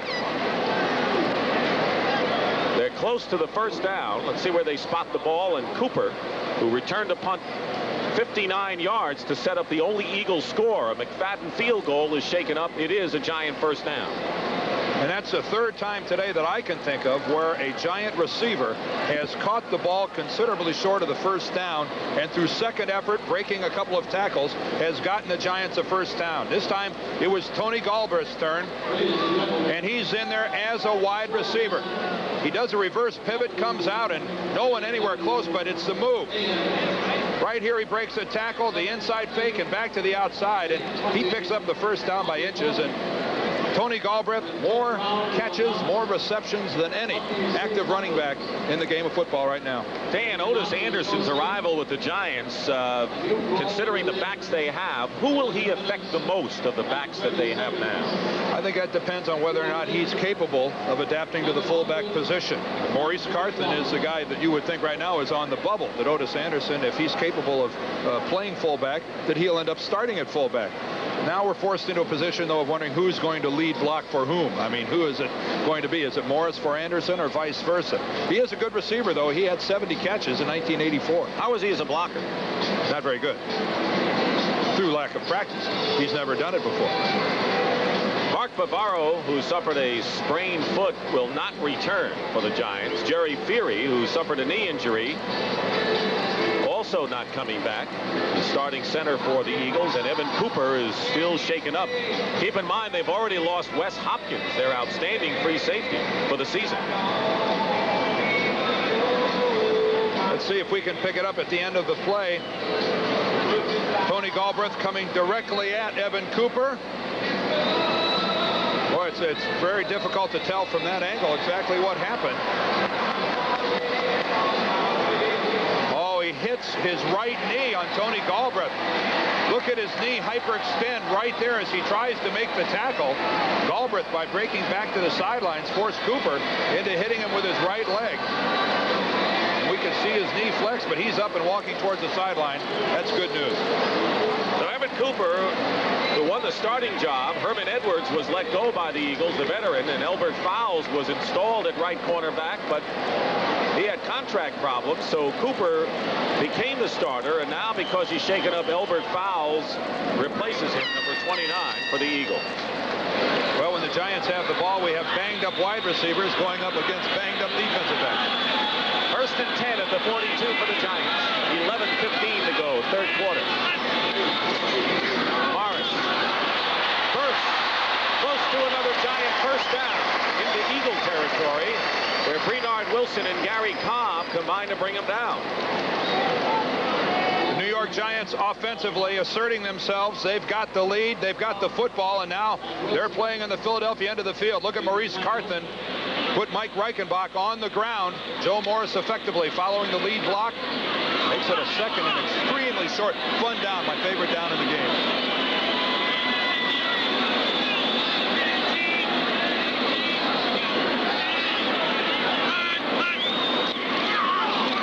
Morris, who has the first down. Greg Brown brings him down at the 46-yard line. We're seeing a lot of that same play. Morris left, Morris right, off of kind of a semi-Statue of Liberty move by Sims today.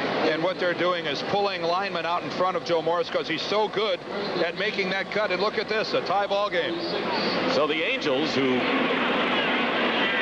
snatched victory from the jaws of defeat last night against Clemens, and tied it up again, 6-6. First and 10 Giants on the Philadelphia 46. Sims up the middle as his tight end, Zeke Moa, and a fumble, and the Eagles may have it.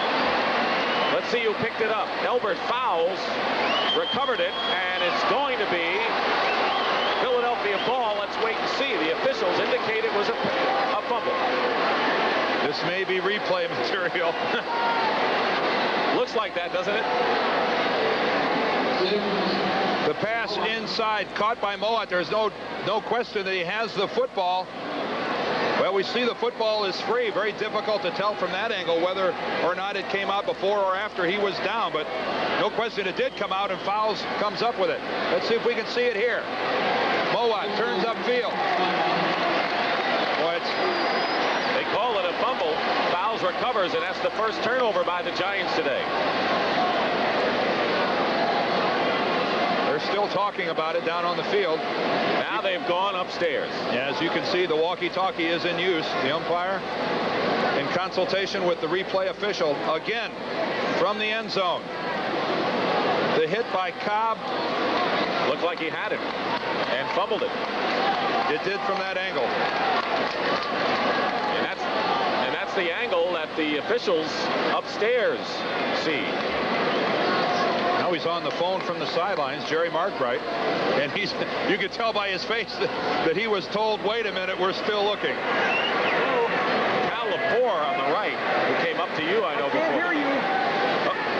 I can't hear you. The man down. Must be a long distance. Cal.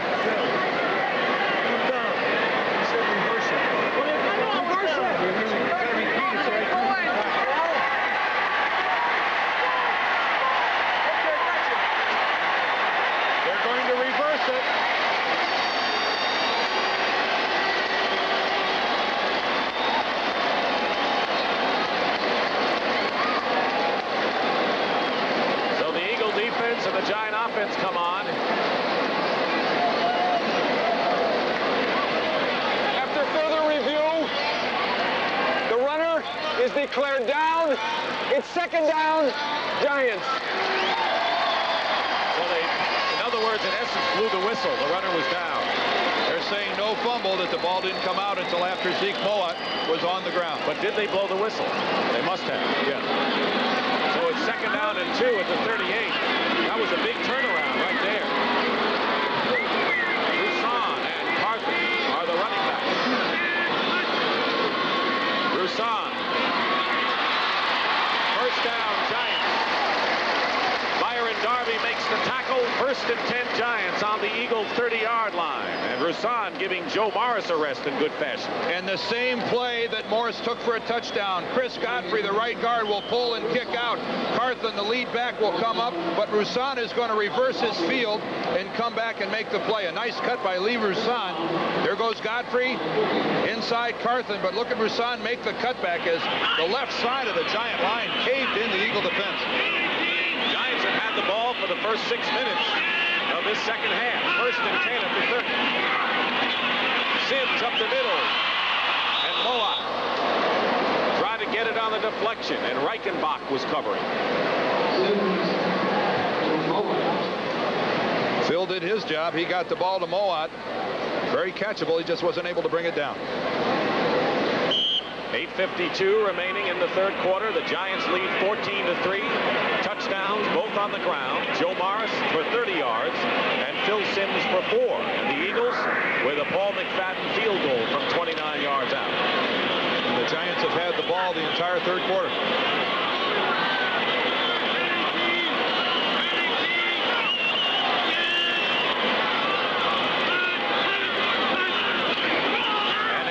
To Roussan the same way they've been going to Morris, and he's stopped at the 30-yard line by Byron Darby. The Eagles' run defense, other than Morris's run, has been superb today. As we talked about at halftime, they were relatively short scoring drives. This is by far and away the longest drive of the Giants and their most effective, and it comes at a perfect time when you're trying to assert control. If they should score another touchdown in this situation, now you've really forced the Eagles into playing serious comeback football. Tough to do against this New York team. Ball's at the 30.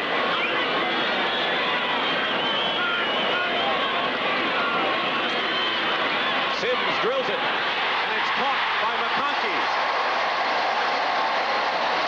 And a first down.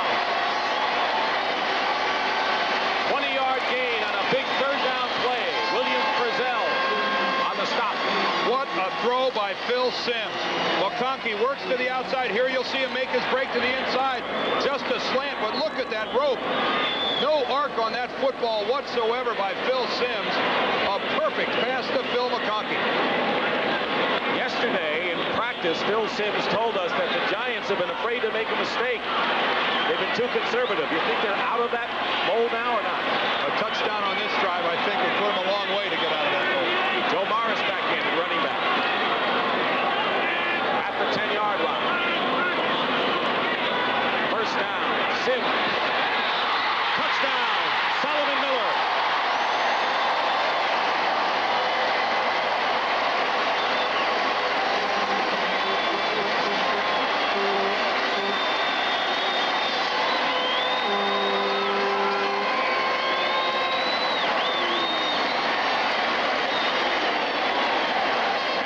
First NFL touchdown for the rookie from Utah State, Solomon Miller. And the Giants lead 20-3. You'll remember that one. Allegre looking for the Giants' 21st point of the day. He's got it. Phil Simms threw to Solomon Miller like a quarterback who has confidence in where he's going to throw the football, and he knows it's going to be caught. Look at him throw the ball right between the coverage. It actually hits one of the Eagles. Which one of the Eagle players hit that football? Roynell Young. But Solomon Miller there alertly comes down and makes a Phil Simms pass that could have been an interception. He turns it into a touchdown.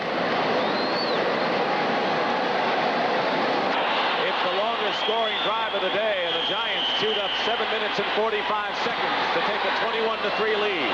Allegre kicking off to Totalatazi at the 7,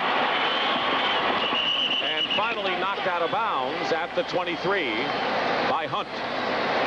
Solomon Miller, let's look at that replay again, will just make a break to the middle of the field. Roynell Young plays it perfectly. Look at the inside position. He gets inside Solomon Miller and actually gets the football. Can't hold on to it, and it bounces right to Solomon Miller, who kept eye contact with the football. Roynell Young has to be heartbroken. He had an interception right in his hands. First and 10 Eagles on the 23, and Ron Jaworski 3 for 11 for only 17 yards today. Fires and going for Mike Quick over his head.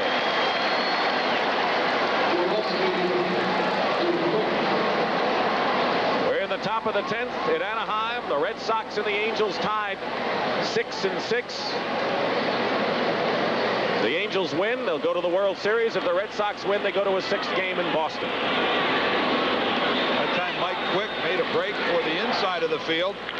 Ron Jaworski was under the impression that he was going to break towards the sideline. Threw it accordingly. No chance for completion. 2nd and 10.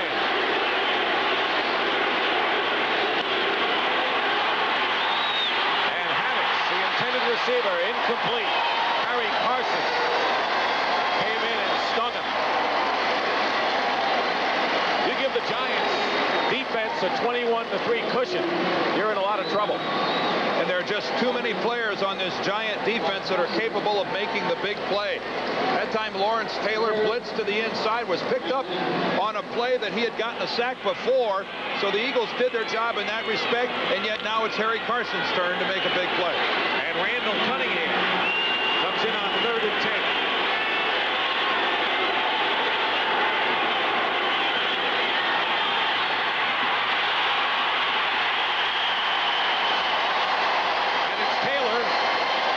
His 4th sack of the game.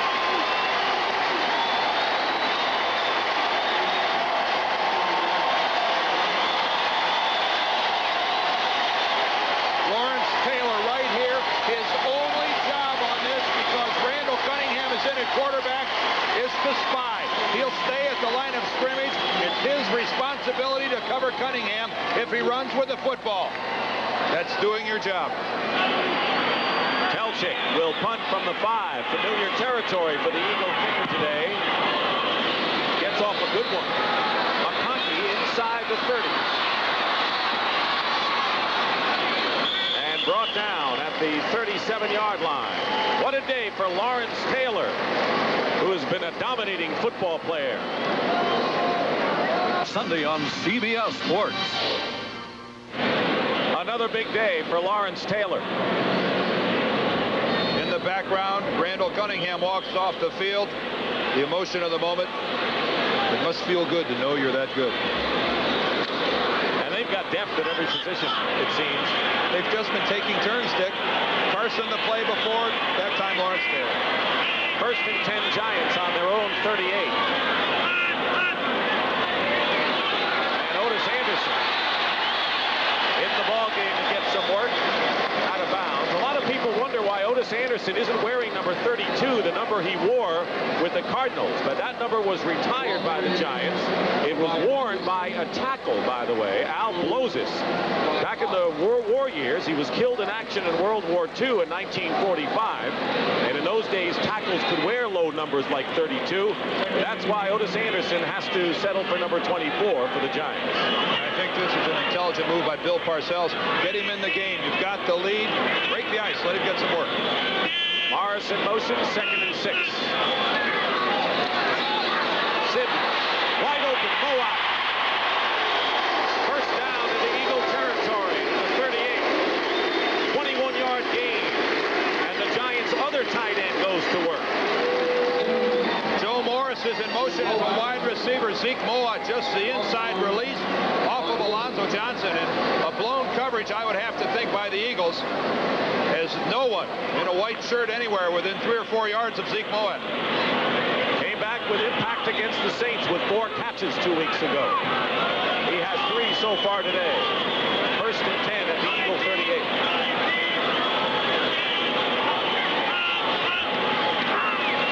Otis Anderson cutting inside to the 32. Mike Reichenbach and Bernard Wilson on the stop. And one of Bill Parcells' buddies, no, he's not a Giant coach. He's still coaching Indiana basketball. Bob Knight here at Giant Stadium, standing behind the Giant bench all the way near the wall. I think he could afford a smile, what with the Giants having a lead. Pretty tough for him to be on the sidelines anywhere without some intensity. And a nice hand for Otis Anderson. He comes off these fans here in New York, they want him to perform and perform well so badly. 2nd and 4 at the 32.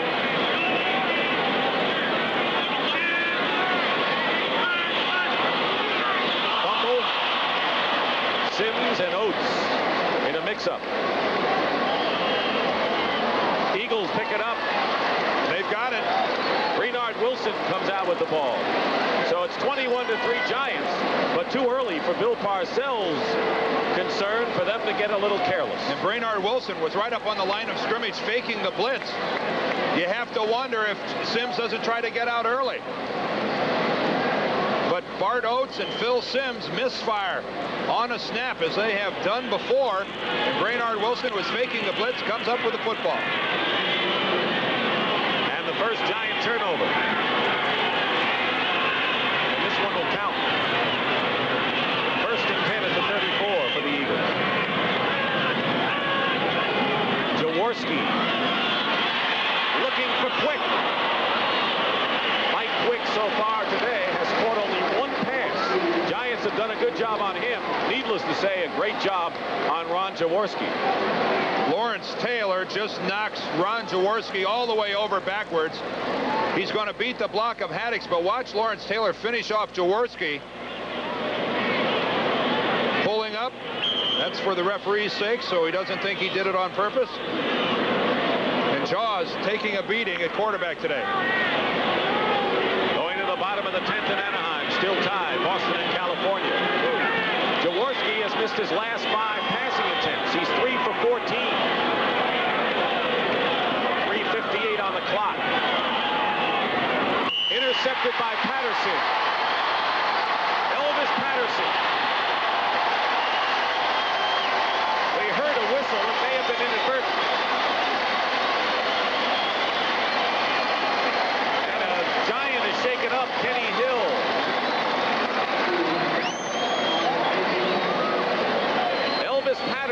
with an interception, and Kenny Hill is shaken up for the Giants.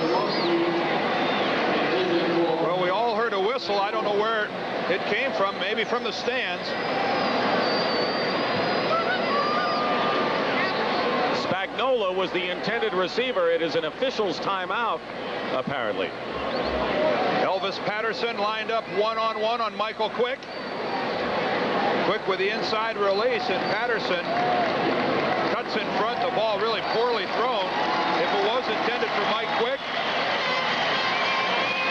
the whistle, well, we've been informed that the whistle did come from the stands. It wasn't one of the officials down on the field. And Kenny Hill is up and running off the field. So good news there for the Giants. And Dan Ron Jaworski threw an interception after 104 passes without an interception. And Patterson picked it off for the Giants. That is his first of the year. He led the Giants with 6 a year ago. And a rough afternoon for Jaw. Well, the Giants turn it over and the Eagles give it right back. 3:49 remaining. Third quarter. First and 10 Giants on the Eagle 21. Otis Anderson slips. Helped a little bit by Mike Reichenbach. And down at the 18-yard line. 21-3, the Giants lead the Eagles. No score after one period. The Giants led 14-3 at the half. Joe Morris in this situation being used really as a wide receiver. He's coming out of the backfield, flaring out, and actually being used as a wide receiver because of all the injuries to the Giant wideouts. Second down and 7.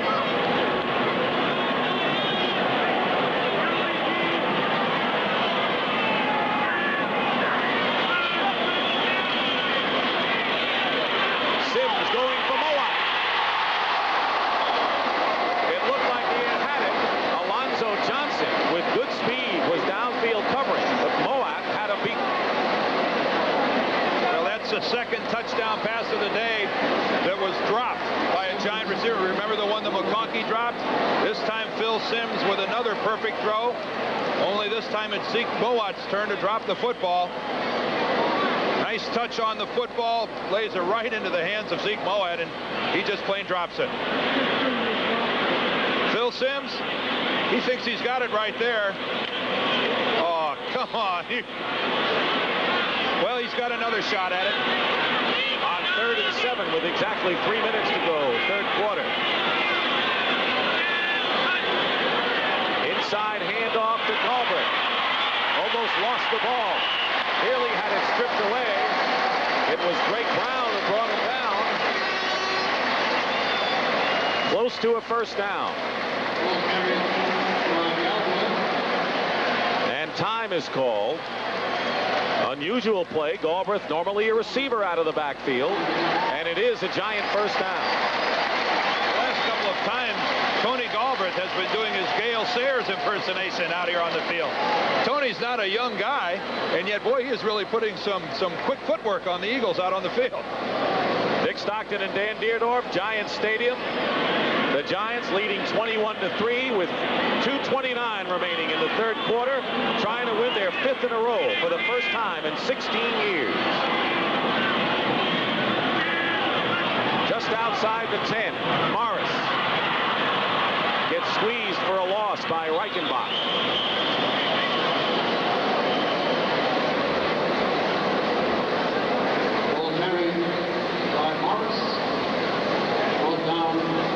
Joe Morris, who's been spending most of his time in a wide receiver position, that time had no opportunity to turn upfield. Another good example of the Eagles and how well they flow to the football. This third quarter has certainly been all New York. And Jerry Markbright is saying, look, I want to make sure I can read that number 20. He's going to need an equipment change, I think, soon. 2nd and 12. Sims going for Mowat, and he couldn't do it. Defended by Reichenbach, out of the end zone and juggled again by Zeke. That time Mowat was better covered than the time previous. Sims had no opportunity, no choice but to lay the ball in high. That would have been a much more difficult catch if Mowat could have made it. The Let's look at it from high above in the end zone. Yeah, he really just got his left hand up there. Even if he could have brought it in, he would have been out of the back of the end zone. Good coverage that time by Philadelphia. It's 3rd and 12.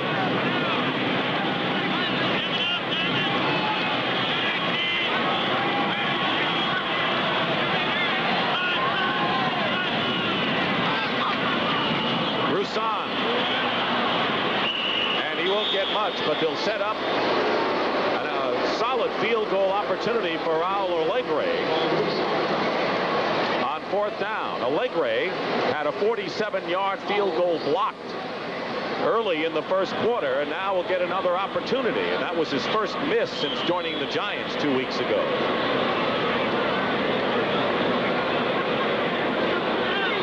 Jeff Rutledge will do the honors as the holder. This will be a 30-yard attempt for Alegre.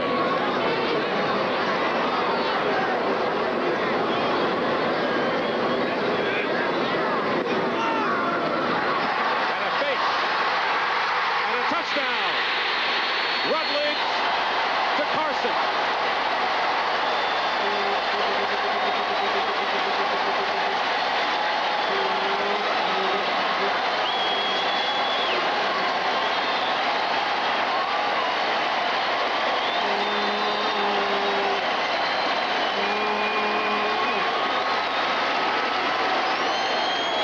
Well, I guess not all the tricks were out of the bag in Bill Parcells' quarter.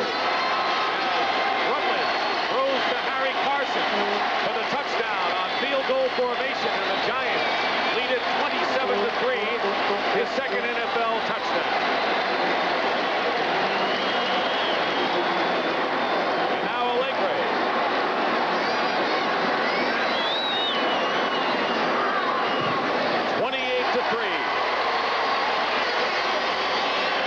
Yesterday in practice, we saw them working on the fake field goal. They've got a flag down out there on the field. It's against the Giants, and so Alegre will have to kick it again. We saw them working on the fake field goal during practice. Bill Parcells said, what the heck? This is the second time now we've been penalized on an extra point. Let's get the call. Number 60 on the offense. Free kick. That's Brad Benson. But on the fake field goal that we saw them working on during practice yesterday, it was Lawrence Taylor who was the receiver, and I guess seniority won out. Taylor plays the one wing back, Carson the other. It was Harry's turn. And Parcells says, you know, Taylor has real good hands. That would be a good play for us. It was a good catch that time by Harry. A 30-yard conversion is good. And the Giants lead the Eagles 28-3 with 40 seconds to go in the third quarter. Jeff Rutledge is the holder. He'll put the ball down and bring it right back up. The Eagles at this point in time have no idea fake is underway. And this is a pretty good catch by Harry. Got the gloves on, got the tape on the knuckles. He says, what the heck? I'll make the catch. Harry Carson with the touchdown. The Giants with the big lead. And when they put his picture up on the message board, the crowd chanted, Harry, Harry. That's for Carson, who scored the Giants touchdown. Total Atazi on the return brings it up to the 29-yard line for an NFL Today report. Here's Brent Musburger in New York. Brent? All right, Dick, San Francisco is ahead of Minnesota. It's 24-17. Back to throw is Jeff Kemp. He has 328 yards, and it's intercepted by Carl Lee. The Vikings with a chance to upset the 49ers right now. Fourth quarter. Let's go back to Dick Stockton in the Meadowlands. Thank you, Brent. And the Vikings coming back after their shutout loss to the Bears last week in the game. 1st and 10 at the 30 for the Eagles. Fired. He's strong, and he'll get a first down right around the 40-yard line. Herb Welsh and Harry Carson make the tackle. Gain of 11. Well, if the Giants can keep this up, they'll find themselves in a tie for first place in the NFC East. They had not scored 21 points in the last 4 games. They scored 28 in a losing cause to Dallas in the opener, 31-28, and this is their best scoring output since. That's the end of the third quarter. With the score, the Giants 28 and the Eagles 3.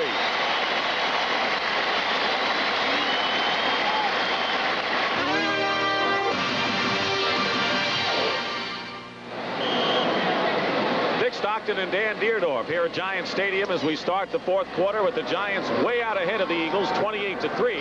The Eagles have managed only 46 yards total offense all day against a great defense. Doesn't loom too well for the Eagles. That's hard to believe at this point in time of a football game that you don't even have 50 yards offense. Myers going outside, and Elvis Patterson stops him for no gain and maybe a loss of one. Rather than heading toward the 50s, they're working their way back towards the 30s at that pace. Dallas beating Washington today. The Cardinals with their first win of the season. And the standings in the NFC East right now. If the Giants win, they'll move into a tie with the Redskins for first, and the Dallas Cowboys will be just a game behind. And Dallas and Philadelphia play next week. Giants go to Seattle. 2nd and 10 now. Jaworski. Tautalatozzi was the intended receiver. Andy Hedden covering. Now next Sunday, the Dallas-Philadelphia game will be seen by our viewers in the Philadelphia area because the game has been sold out at Veterans Stadium. It'll be seen in New York as well. The second game of the doubleheader will be the Giants at Seattle, seen only in New York. And that'll be a great matchup. The Giants against the Seahawks in the Kingdome. Randall Cunningham is in at quarterback on 3rd and 10.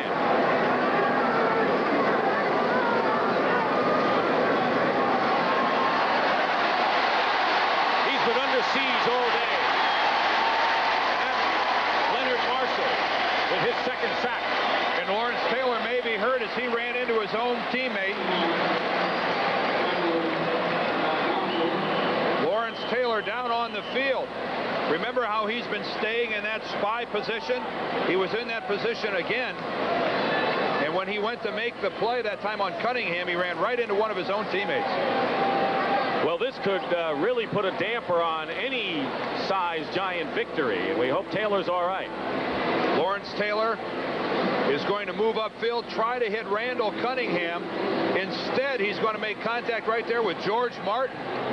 And George Martin's left thigh and knee makes contact right with Lawrence Taylor on top of the helmet, and he's dazed.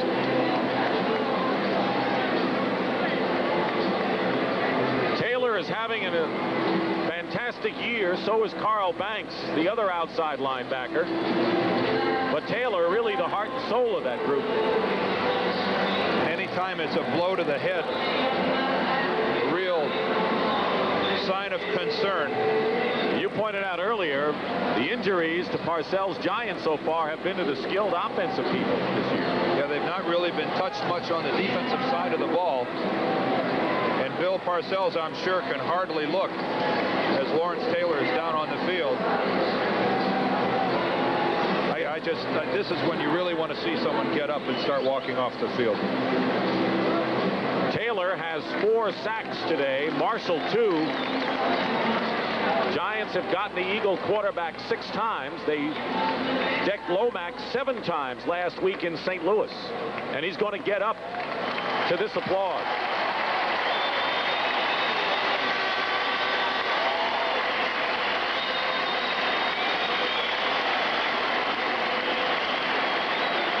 Well, a little rubbery at the knees, but walking under his own power, Lawrence Taylor heads to the sideline.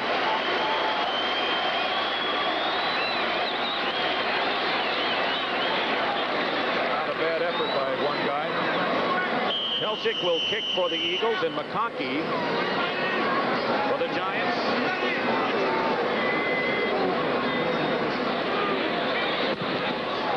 End over end. Takes an Eagle bounce inside the 25. And will return to Giant Stadium after this word from your local station. CBS Sports coverage of the National Football League is sponsored by Subaru and the Subaru XT, the Sport Magazine Super Bowl MVP Award. Bud Light, everything else is just a light. And by the American Express card. Don't leave home without it. Here at Giant Stadium, Lawrence Taylor was wobbly leaving the field. Pinched nerve for Lawrence Taylor. He's expected to return to the game. I don't know why at 28-3. I wouldn't put him back in. Otis Anderson on the carry on 1st and 10. Shows a little of the skills that made him the Cardinals' top man for 7 years. Evan Cooper knocks him out of bounds with 28-3. He's the last guy I'd bring up. As you look at the Boston, California score, top of the 11th in Anaheim. One of the things that Otis Anderson does so well is he likes to deliver a blow to the defensive back when they come up to try to make the tackle. He really swings a mean right arm, especially when he's running like he was just then to his left. He'll actually cock that thing and give it a pretty good swing at one of the tackler's helmets. 2nd and 5 at the 29.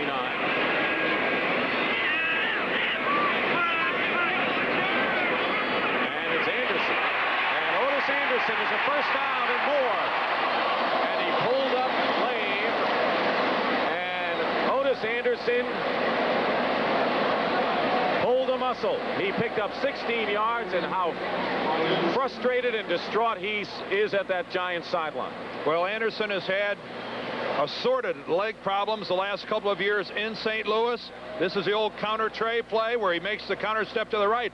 But the first time today that he's been able to run at full speed, right there you can see him favoring now his right leg, clutching at his right hamstring. Anderson goes out of bounds, and that was the first time today that he was able to run at full speed.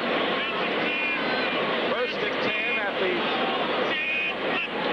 the 45.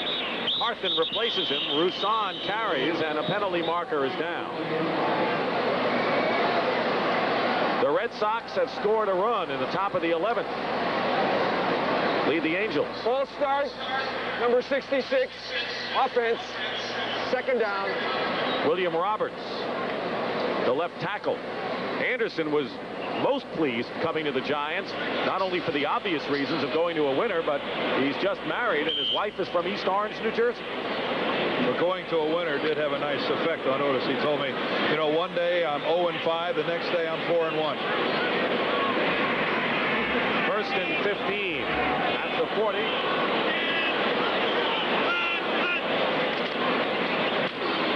Roussan to the 42. And now for an NFL Today report, let's go across the river to Brent.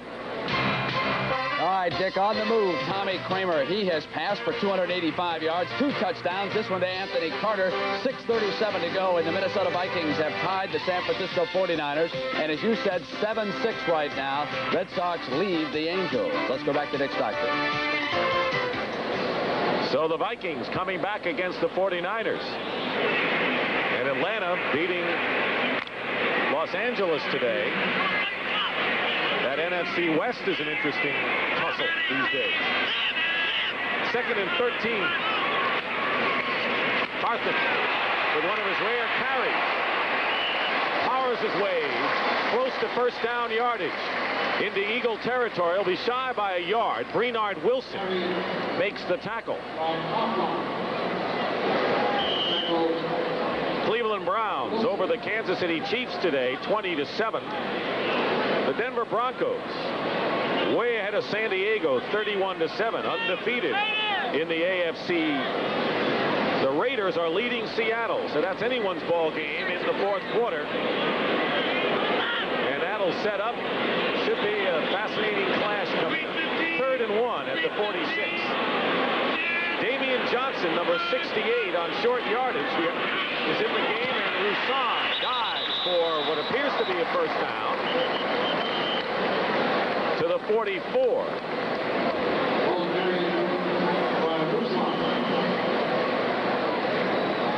Everybody's doing it, putting the big man in the backfield. That time the Giants put Damian Johnson, number 68, as their lead blocker.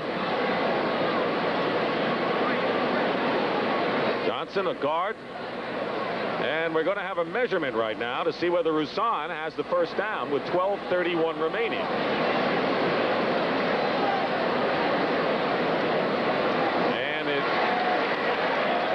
a Giant first down. First down, Giants. What's Parcells unhappy about? I don't know. You see at the left part of your screen, Damian Johnson, number 68, will make the lead block. Tony Galbraith there in motion, number 30. Right here is Damian Johnson. We can just see him. Tony will go here in motion. He'll come right on through. Ball carrier behind. Does he get anybody? Semi. First and 10. I like that analysis. Roussan is hit at the line of scrimmage. Continuing our story about the AFC West. Denver undefeated. Seattle battling the Raiders right now. Kansas City is now 3-3 on the year. And next week it'll be the Giants against Seattle. Check your local listing. 2nd and 9 at the 44. Sims. Bobby Johnson, the intended receiver, nearly a pickoff by Evan Cooper. Evan Cooper read that ball as being upfield, made a break for it. Pretty nice work by Bobby Johnson, doing a spin and getting to the ball. He almost brought it in. Taylor, who could come back but likely will not. They don't want to risk him in a 28-3 game when the Giants are really going into the heat of their schedule coming up in the next 3 games. And with a pinched nerve like that, Dick, it's rest that really makes it better, really nothing else. So it would be wise to keep Lawrence Taylor out of the ballgame. Sims to Galbraith. Diving close to first down yardage at the 36-yard line.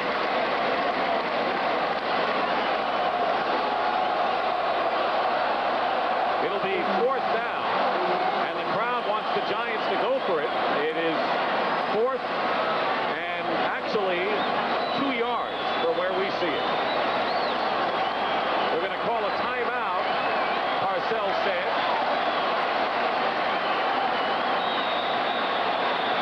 And that's what the Giants do. Timeout on 4th and 2.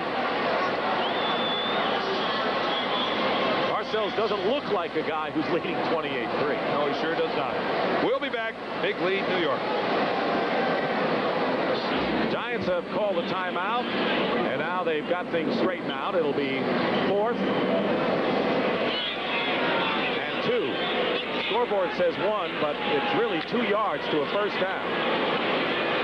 And the Giants leading 28-3. 2 of 5 on 4th down conversion.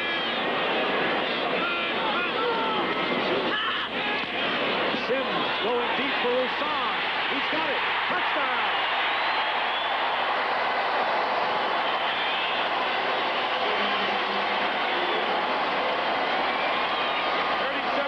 To Roussan, and Dan had a lot of time to play that one. Boy, they took time to talk it over. Lee Roussan wide open. 3 steps in front of Alonzo Johnson, and Buddy Ryan. His topsy-turvy defense.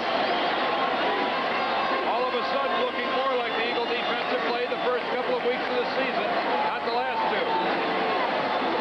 And Roussan, like Solomon Miller, score his first NFL touchdown, and it's 34-3. This is the most points the Giants have scored all year, and Raul Alegre adds the 35th point with 10:43 to go, and the Giants are really putting it to Buddy Ryan's Philadelphia Eagles. Play action takes everyone by surprise. The fake that time to Carthen. Lee Roussan had flared out to the right side, just turned it upfield. Alonzo Johnson playing the run, has no choice but to watch Lee Roussan from behind. That must feel good. I don't know. Never, huh? Phil Simms, who's seen a couple drop today in the end zone. This game's in the bag.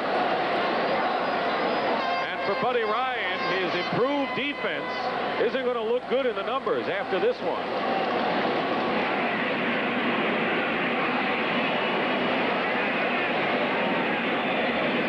Buddy's a upset. Parcells is upset. Everyone's upset. You're not upset, are you? No, but I think Mr. Ryan is. Some things speak for themselves. I think let him just take care of that. Allegre kicking off for the Giants. Charles Crawford for the Eagles.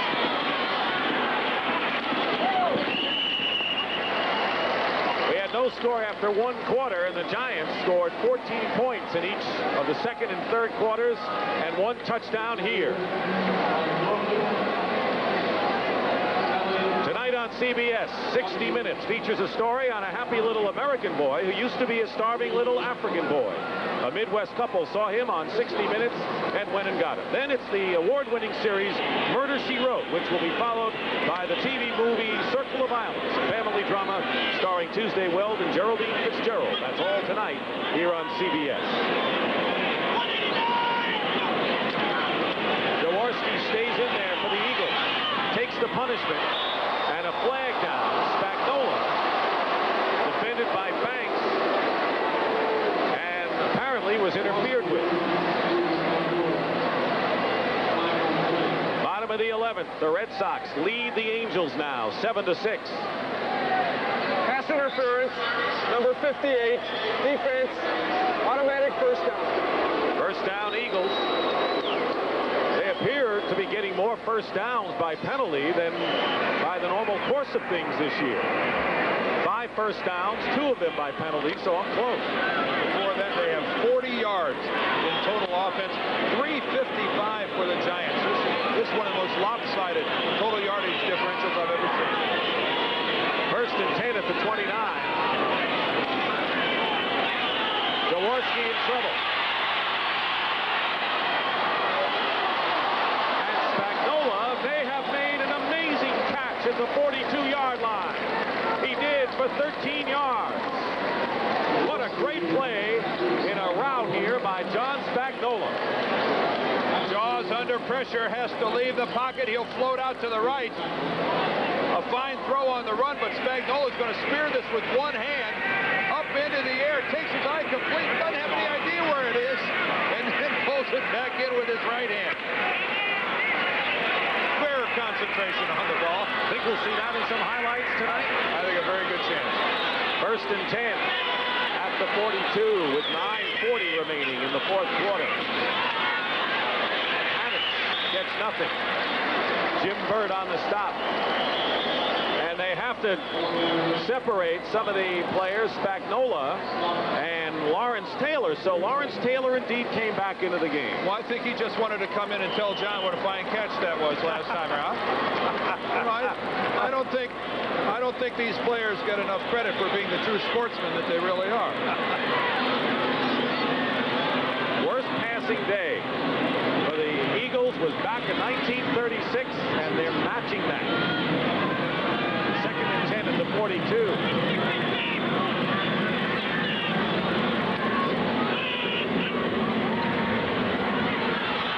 Jaworski fires.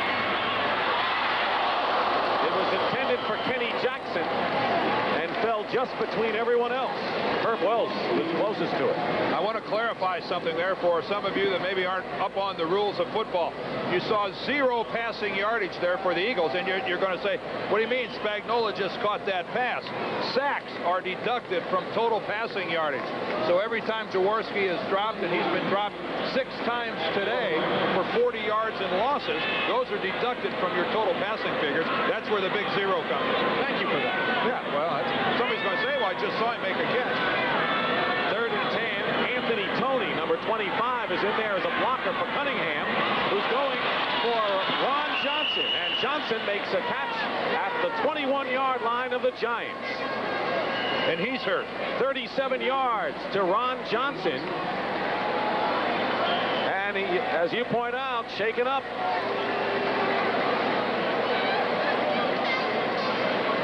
All of his catches this year for Johnson have been for either a first down or a touchdown.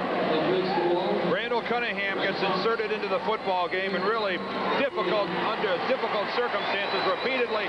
This is the second time we've seen him make a superior throw, that time to Ron Johnson. The Eagles trying to get a touchdown. What a beautiful picture of the moon That's as it looks. That's live at Giant Stadium. Dick Stockton and Dan Deerdorf here. Darkness in New York. We have 8:48 remaining in the fourth quarter. The Giants winning big. Eagles have a 1st and 10 on the Giant 20 following that 37-yard catch by Ron Johnson. Jaworski with a lot of time for a change. Running out of it. Incomplete. Anthony Toney. Maybe Spagnola was the intended receiver. Well, the Boston Red Sox hung in there and stayed alive and beat the California Angels in 11 innings, 7-6. Angels still lead in the series 3-2. Game 6 will be in Boston on Tuesday. Here, no contest. The Giants leading 35-3, and Ron Johnson was helped off the field. Joe Morris scored first for the Giants. It was 7-3. Phil Simms ran for 4. Then he threw a touchdown pass to Solomon Miller. And then Rutledge on a fake field goal threw to Harry Carson. There was another touchdown. That was to Lee Roussan. Pass into the end zone is incomplete by Jaworski, and it was intended for Mike Quick, who hasn't done much today. He's been throttled pretty well, and Ron Jaworski having just a terrible passing day, one of the worst of his entire career. And he can't even get out of the pocket and get any protection. That time, even on the run, Jim Burt caught him and threw him to the ground again. There's the last score by the Giants, and Ron Johnson over in the Philadelphia bench being worked on. This is the best pass rush. 3rd down and 10 at the 20. Randall Cunningham is the man.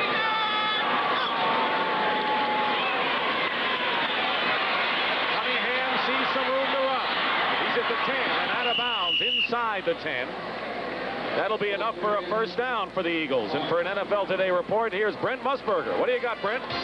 Well, Dick, what we got, next week's opponent for the New York Giants, the Seattle Seahawks, have been beaten. This was one of Jim Plunkett's touchdown passes today, and it was a thing of beauty. He avoided the rush, and he hit Jesse Hester, and the Raiders win. They're the 3rd straight time. They are now 3-3. Incidentally, Dick, Calvin Schiraldi comes in and does the job for the Red Sox in the last inning. What a comeback. Let's go back to Dick Stockton. That's big for Calvin Schiraldi, Brent, considering his huge heartbreak of last night. 1st and goal for the Eagles at the 9. Jaworski going for Kenny Jackson out of the end zone, covered by Herb Welch.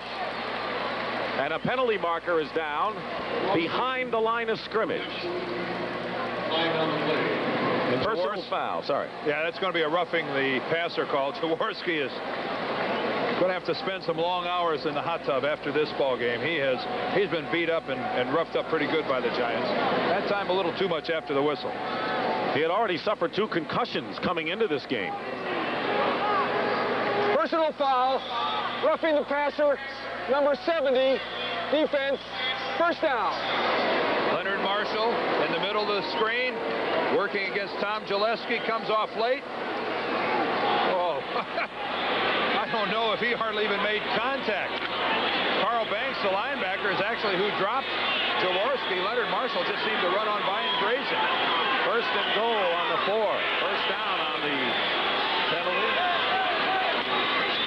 Keith Byers. Forget it. Who can run against the Giant defense? You wonder, you know. Not many people. They just get to the football so well, and they have so much pride. You know, this is very interesting to me. We're under 8 minutes left in the ball game. The Giants are up 35-3, and yet look at the defensive team that is on the field right now. They don't want a touchdown. Lawrence Taylor, Harry Carson, all their starters are out there on the field right now. Don't forget, coming up after the game, 60 minutes. Giants defense has not given up a touchdown in the last 11 quarters. It is 2nd and goal, back at the 5, loss of 1 on the last play. Keith Byers will lose some more. Jim Burt and Elvis Patterson. This Giant defense is ferocious. And they'll go against Seattle, and you want to talk about a good running back. Kurt Warner, who led the AFC in rushing coming into this week, will go against that defense next week. And Kurt Warner, in that situation, might have had a tendency to take it upfield a little quicker than Keith Byers.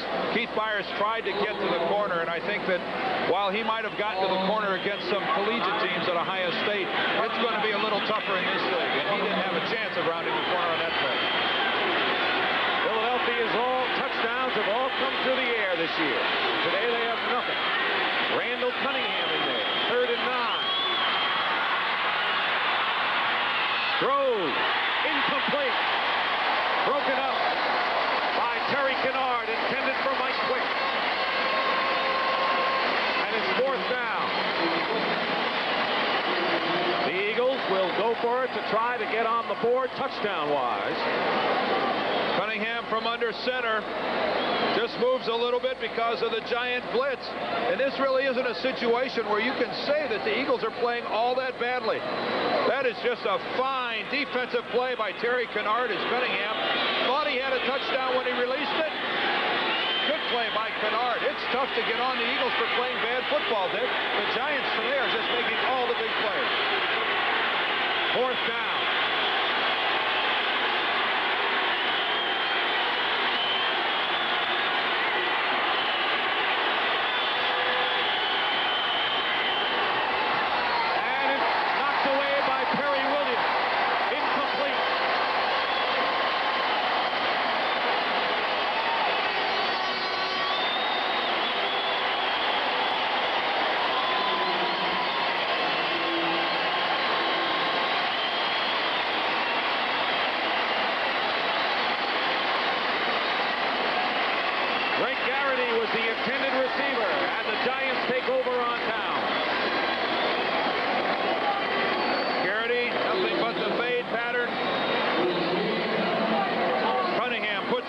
Immediately, and Terry Williams just plays it perfectly. Takes the inside position, turns to the football when he knows it's in the air, and easily makes the play. That could have been an interception. Jeff Rutledge is the new quarterback for the Giants, and Maurice Carson running the ball. You think it meant a lot to these guys that they didn't let him get in the end zone? A prideful group of men, not to mention extremely talented. And a team going into a tie for first place in the NFC East as the Dallas Cowboys thump the Washington Redskins today. And both teams will be 5-1. The Cowboys will be in 3rd at 4-2. 2nd down and 7. Sims with an impressive day today. We'll give you his numbers after this play. Carson. And a penalty marker is down. For an NFL Today report, we're going to delay that.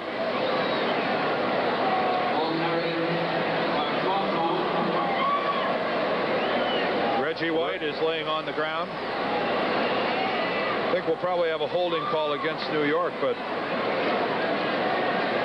13th penalty of the game against the Giants. Holding, number 68, offense, 2nd down. Damian Johnson. And while Reggie White is down, let's go to Brent Musburger.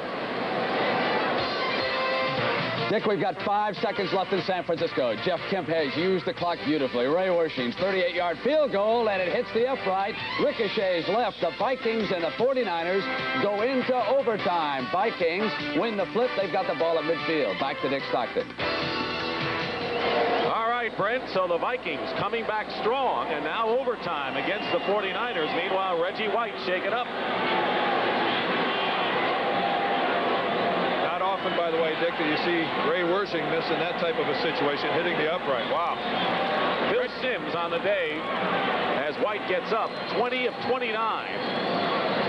Completed 20 of 29 passes for 214 yards and 2 touchdowns.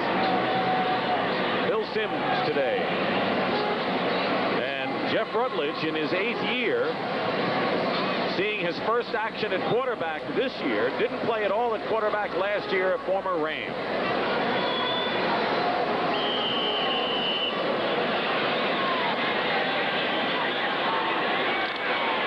Jeff Hostetler, the 3rd quarterback, is in the game as a wide receiver.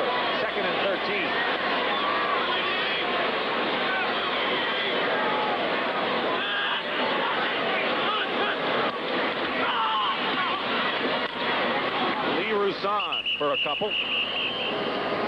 I know one thing about Jeff Hostetler. When he comes up to the line of scrimmage, lined up as a wide receiver, he must hear all the Eagle defensive backs fighting among themselves to see who gets to cover him. This time, Roydell Young won out. Senior man. We're liable to see fist fights in the huddle to see who gets to cover Jeff Rutledge.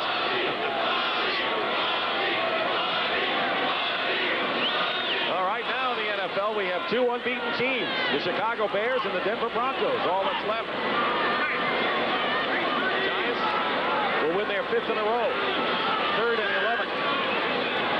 At the 9. Rusan. And Lee Rusan. Shy of a first down. Andre Waters making the tackle. Shy by about a yard, that's all. Don't forget, 60 minutes will follow. And we have 5 minutes remaining here in the 4th quarter. For the New York Giants, as Tom Zaleski appears to be shaken up on the sidelines. Oh, a quick punt here by the Giants. Sean Landeta.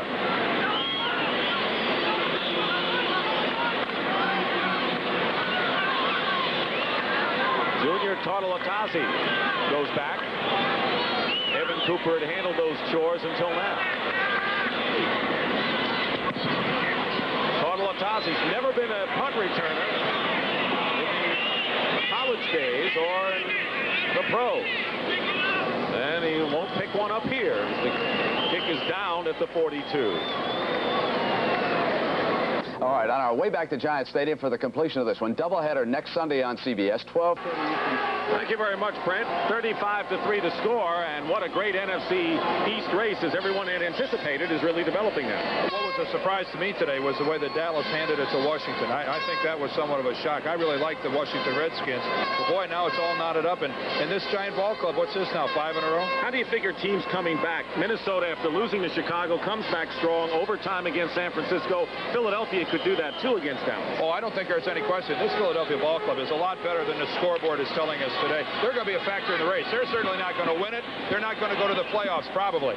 But they are a good up-and-coming ball club, and they're capable of beating anyone in this division. And they hit hard. 1st and 10 at the 42. Jaworski.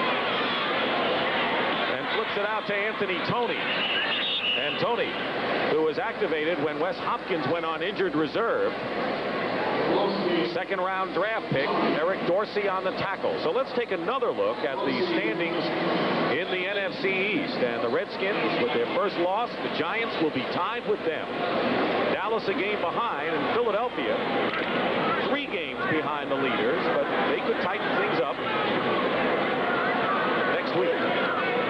2nd and 7 at the 45. Up the middle to Spagnola. And a good game. Fumble. Giants have it. Now things are getting a little rough out there. Let's see if the whistle had blown or Spagnola coughed it up after the catch. He did, and it'll be Giant ball. Mark Collins recovered the fumble for the Giants. Well, nothing seems to be going right for Philadelphia today. Sometimes that just happens. John Spagnola is wide open, tries to make something happen. Carl Banks hits him from the side, and the ball is loose, and clearly a fumble. Giants have it. Question. In New York, I know the fans say the Giant defense is the reason why the Eagles have been so woeful on offense. In Philadelphia, they're saying, when are we going to get an attack? Well, they've had an attack for the last couple of weeks. I think they've moved the ball effectively. Part of this is because of what the Giants are doing. They're hitting very hard. Hard hitting causes mistakes. Carson. Close to midfield. Told you the Giants' schedule gets a little tougher after playing New Orleans, St. Louis, and Philadelphia. Look at the next 3 weeks. Yeah, that's an extraordinary schedule for the Giants. Nothing easy in there at all. Washington, Dallas back-to-back. Then on the road. And this Philadelphia team, you know, anybody who thinks that this is a ball club that's only going to win a couple ball games the rest of the year. Look at those games. Denver, San Francisco, Washington. A good finish, though, for the Giants. You have to look at home, St. Louis and Green Bay. Leading into the playoffs, those are the kind of teams you like to play. 2nd and 4 at the 49. under 3 minutes remaining. A big Giant victory on the scoreboard. Hartman. Loss on the play. Lawrence Taylor left something on the ground. Well, we knew his neck was sore. Incognito on the bench. Lawrence Taylor has called it a day. I think he's earned a rest. Mr. Touchdown, Harry Carson next door. Caught a touchdown pass from Jeff Rutledge on a fake field goal. We wind down to the 2-minute warning. The Giants will have won their 5th straight game. First time they've done that in 16 years. And 5-1 start, their best since 1961. Hartman.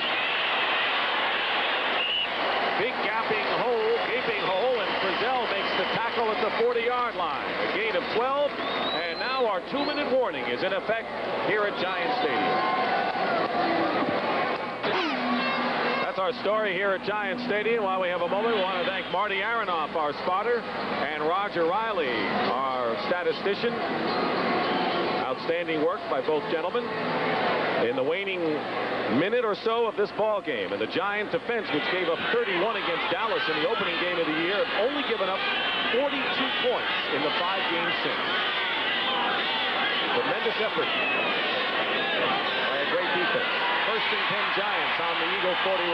Hartman getting some work as a ball carrier for a change to the 36. This was moments ago on the Giant bench. Well, it started this last year. Oh! Normally it's Bill Parcells that's the recipient of a little Gatorade bath. A little hijinks. Oh, Elvis Patterson got Harry Carson. All right. Things wouldn't be complete without a little shower before the end of a game. 2nd and 4 at the 35. I hope that's not the only one he takes. You see him in the parking lot in full uniform. The answer will be yes. Hartman. Out of bounds, close to a first down, and the clock continues to run. He did not get out of bounds. We have under a minute to play. Reichenbach and Young. Lawrence Taylor is the man sitting down, and Bill Parcells just congratulated him on another fantastic effort. Bill Parcells has to be very proud of this Giant defense.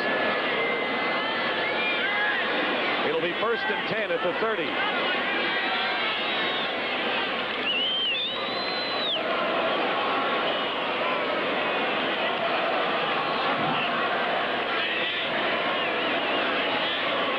Welcome those who saw the San Francisco-Minnesota game. You're not going to see much here. That'll be the last play of the game. We like to have given you a little more excitement, but you're looking at the last seconds of the Giants win over the Philadelphia Eagles 35-3, which puts them in 1st place tie with the Washington Redskins. And for Bill Parcells, he is now 29-28 over 500 as a head coach in the NFL. Vikings beats the 49ers in overtime, 27-24. And for Dan Dierdorf, this is Dick Stockton saying so long from Giant Stadium. The final score here, the Giants 35, the Eagles 3. You've been watching CBS Sports coverage of the National Football League.